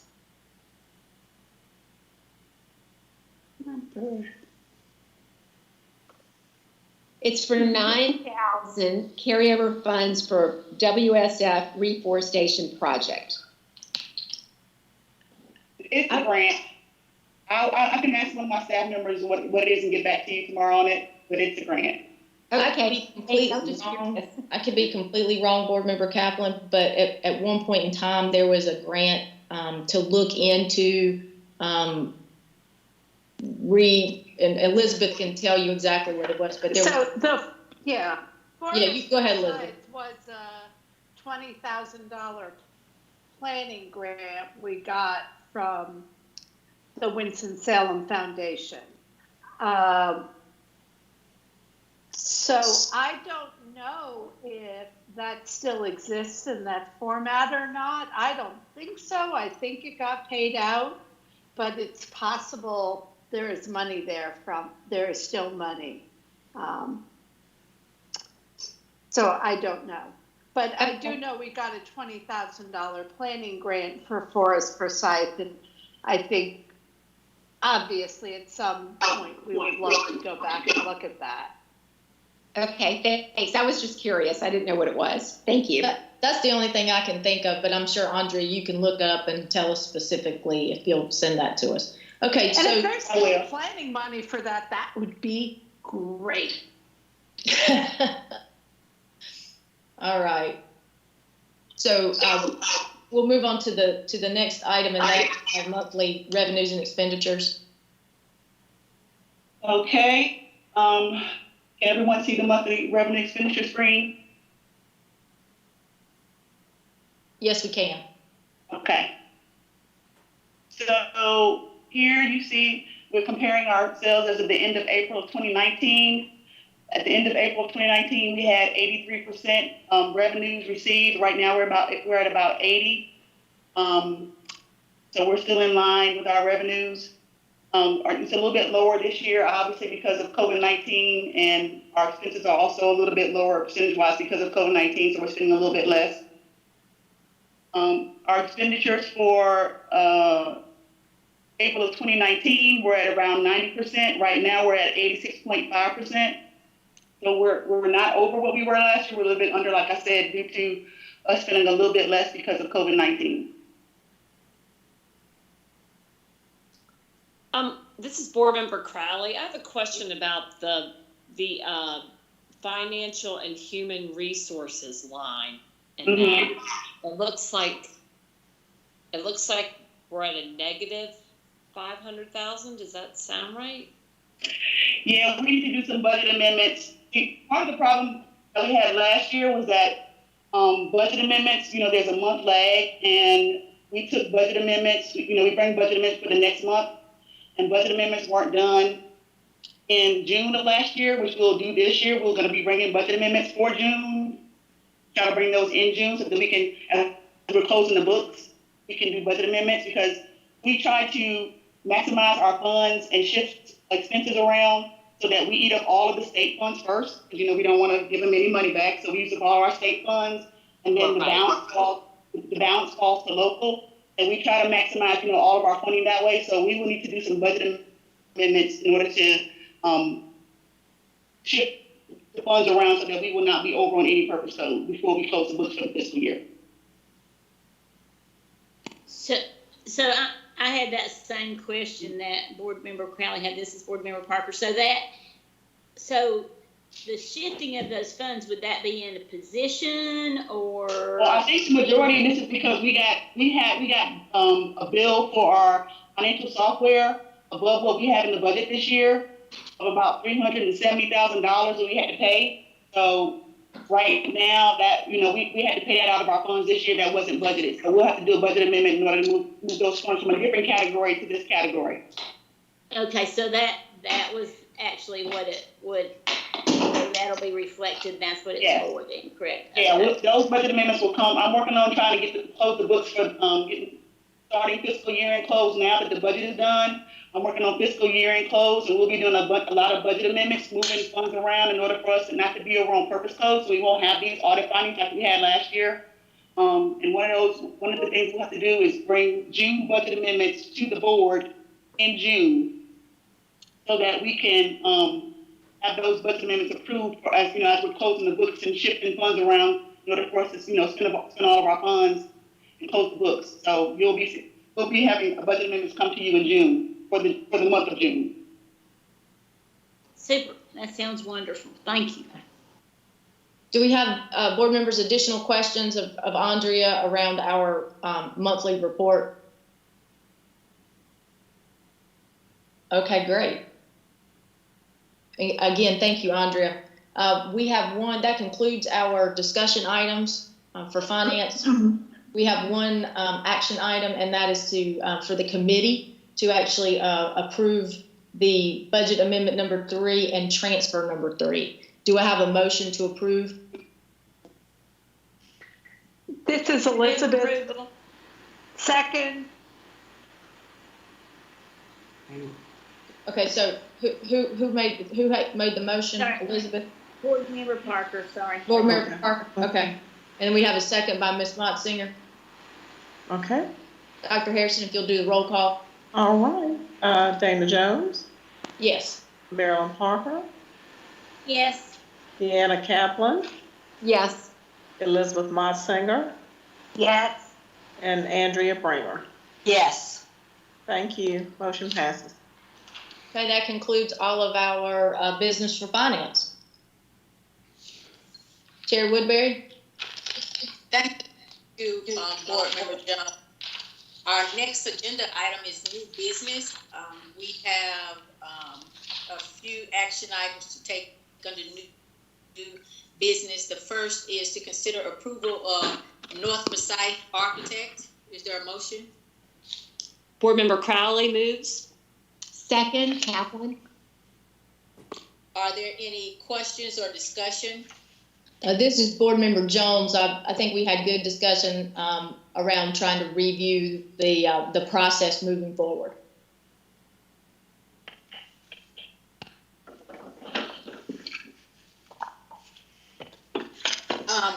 This is Board Member Woodbury, and I wanted to have on record that we, or board members, would like to look at the proposals that were submitted for the architect of the project.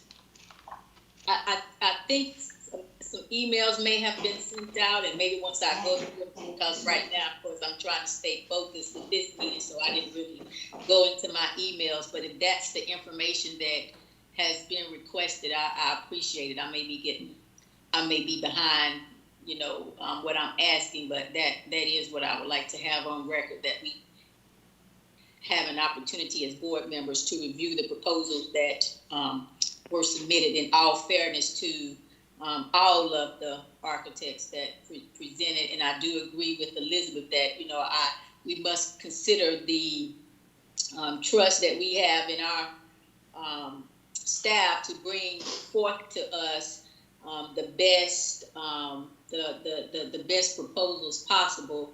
And I would just say that this is, I don't think that this is what it's about, by way of questioning the level of expertise of our staff.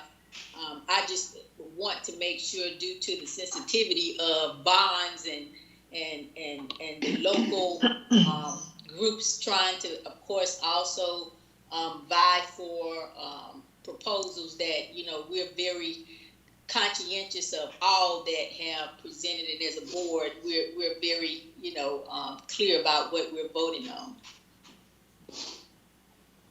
Okay.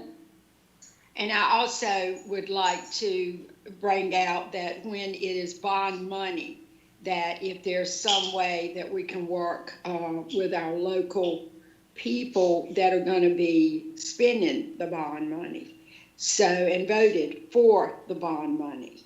And I hope that we will certainly make that a priority. And this is Board Member Crowley. I'd like just to add in too that I think keeping local, the dollars here locally is important. It's also very important that we get the most economical situation with those bond dollars, meaning that they go as far as they can, that we get the most for our money for each project. Well, I agree on that, but I think this is, and correct me if I'm wrong, I think this is the first time that we have not used a Forsyth County architect for something like this. So I think we've had a great standing with the architects that we have here in Forsyth County.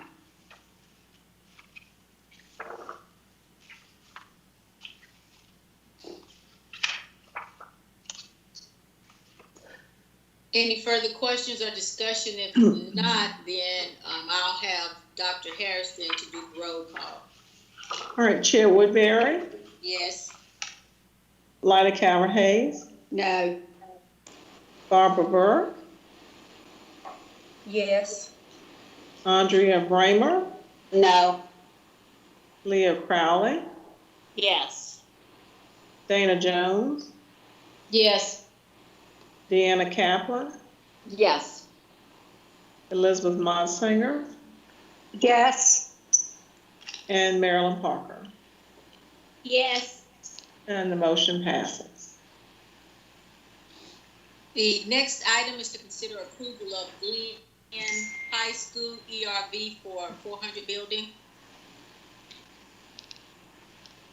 So moved. Board Member Crowley.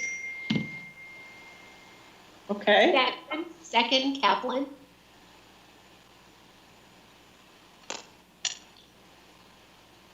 Any questions or discussion?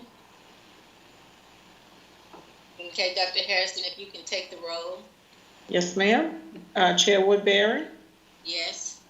Lyda Calvert-Hayes, Yes. Barbara Burke, Yes. Andrea Bramer, Yes.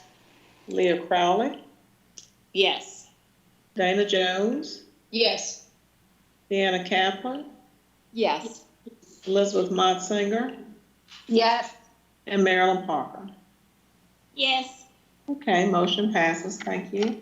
The next item is to consider approval of the, is that the Carver High School HVAC ERV for competition gym? Yes, ma'am. Can we combine both of those, Dion? Carver and Carver? You can, you did that out of committee, so if you wanted to combine both of these, as long as the motion is to approve both of them. Chair Woodbury, this is Board Member Jones. I make a motion that we approve both the HVAC ERV systems for the Carver High School and Parkland High School competition gym. This is Board Member Crowley, and I second that motion. Any question or discussion? Okay, Dr. Harrison, if you can take the roll. Sure. Chair Woodbury, Yes. Lyda Calvert-Hayes, Yes. Barbara Burke, Yes. Andrea Bramer, Yes. Leah Crowley, Yes. Dana Jones, Yes. Deanna Kaplan, Yes. Elizabeth Monsinger, Yes. and Marilyn Parker. Yes. Thank you. Thank you. Our next agenda item is announcements. I think our Chief of Staff, Mr. Sam Mills, give us our only announcement for tonight. Yes, good evening. Thank you. So just a short one. May is Mental Health Awareness Month. As we have so many staff and students and families working from home and learning from home, we just want to make sure that we lift this up for our psychologists and our families, that May is Mental Health Awareness Month, and we have great appreciation for staff that are working on our behalf. The last reminder is that you do have closed session tonight, and that in closed session you will be hanging up, so clicking the red button from this Microsoft Teams link, and then you'll open the 8 o'clock link on your calendars that says closed session to discuss a personnel matter. And then, of course, when you're done with your closed session, you'll return to open very briefly just to adjourn. Any questions? Thank you. That was very helpful to help us transition to this new way of going into close. So now I need a motion to go into close to discuss a personnel matter. This is Board Member Jones, so moved. Second. Dr. Harrison. Lyda. Dr. Harrison. Okay, on this one, all in favor, let it be known by aye. Aye. Any opposed? Thank you. Thank you.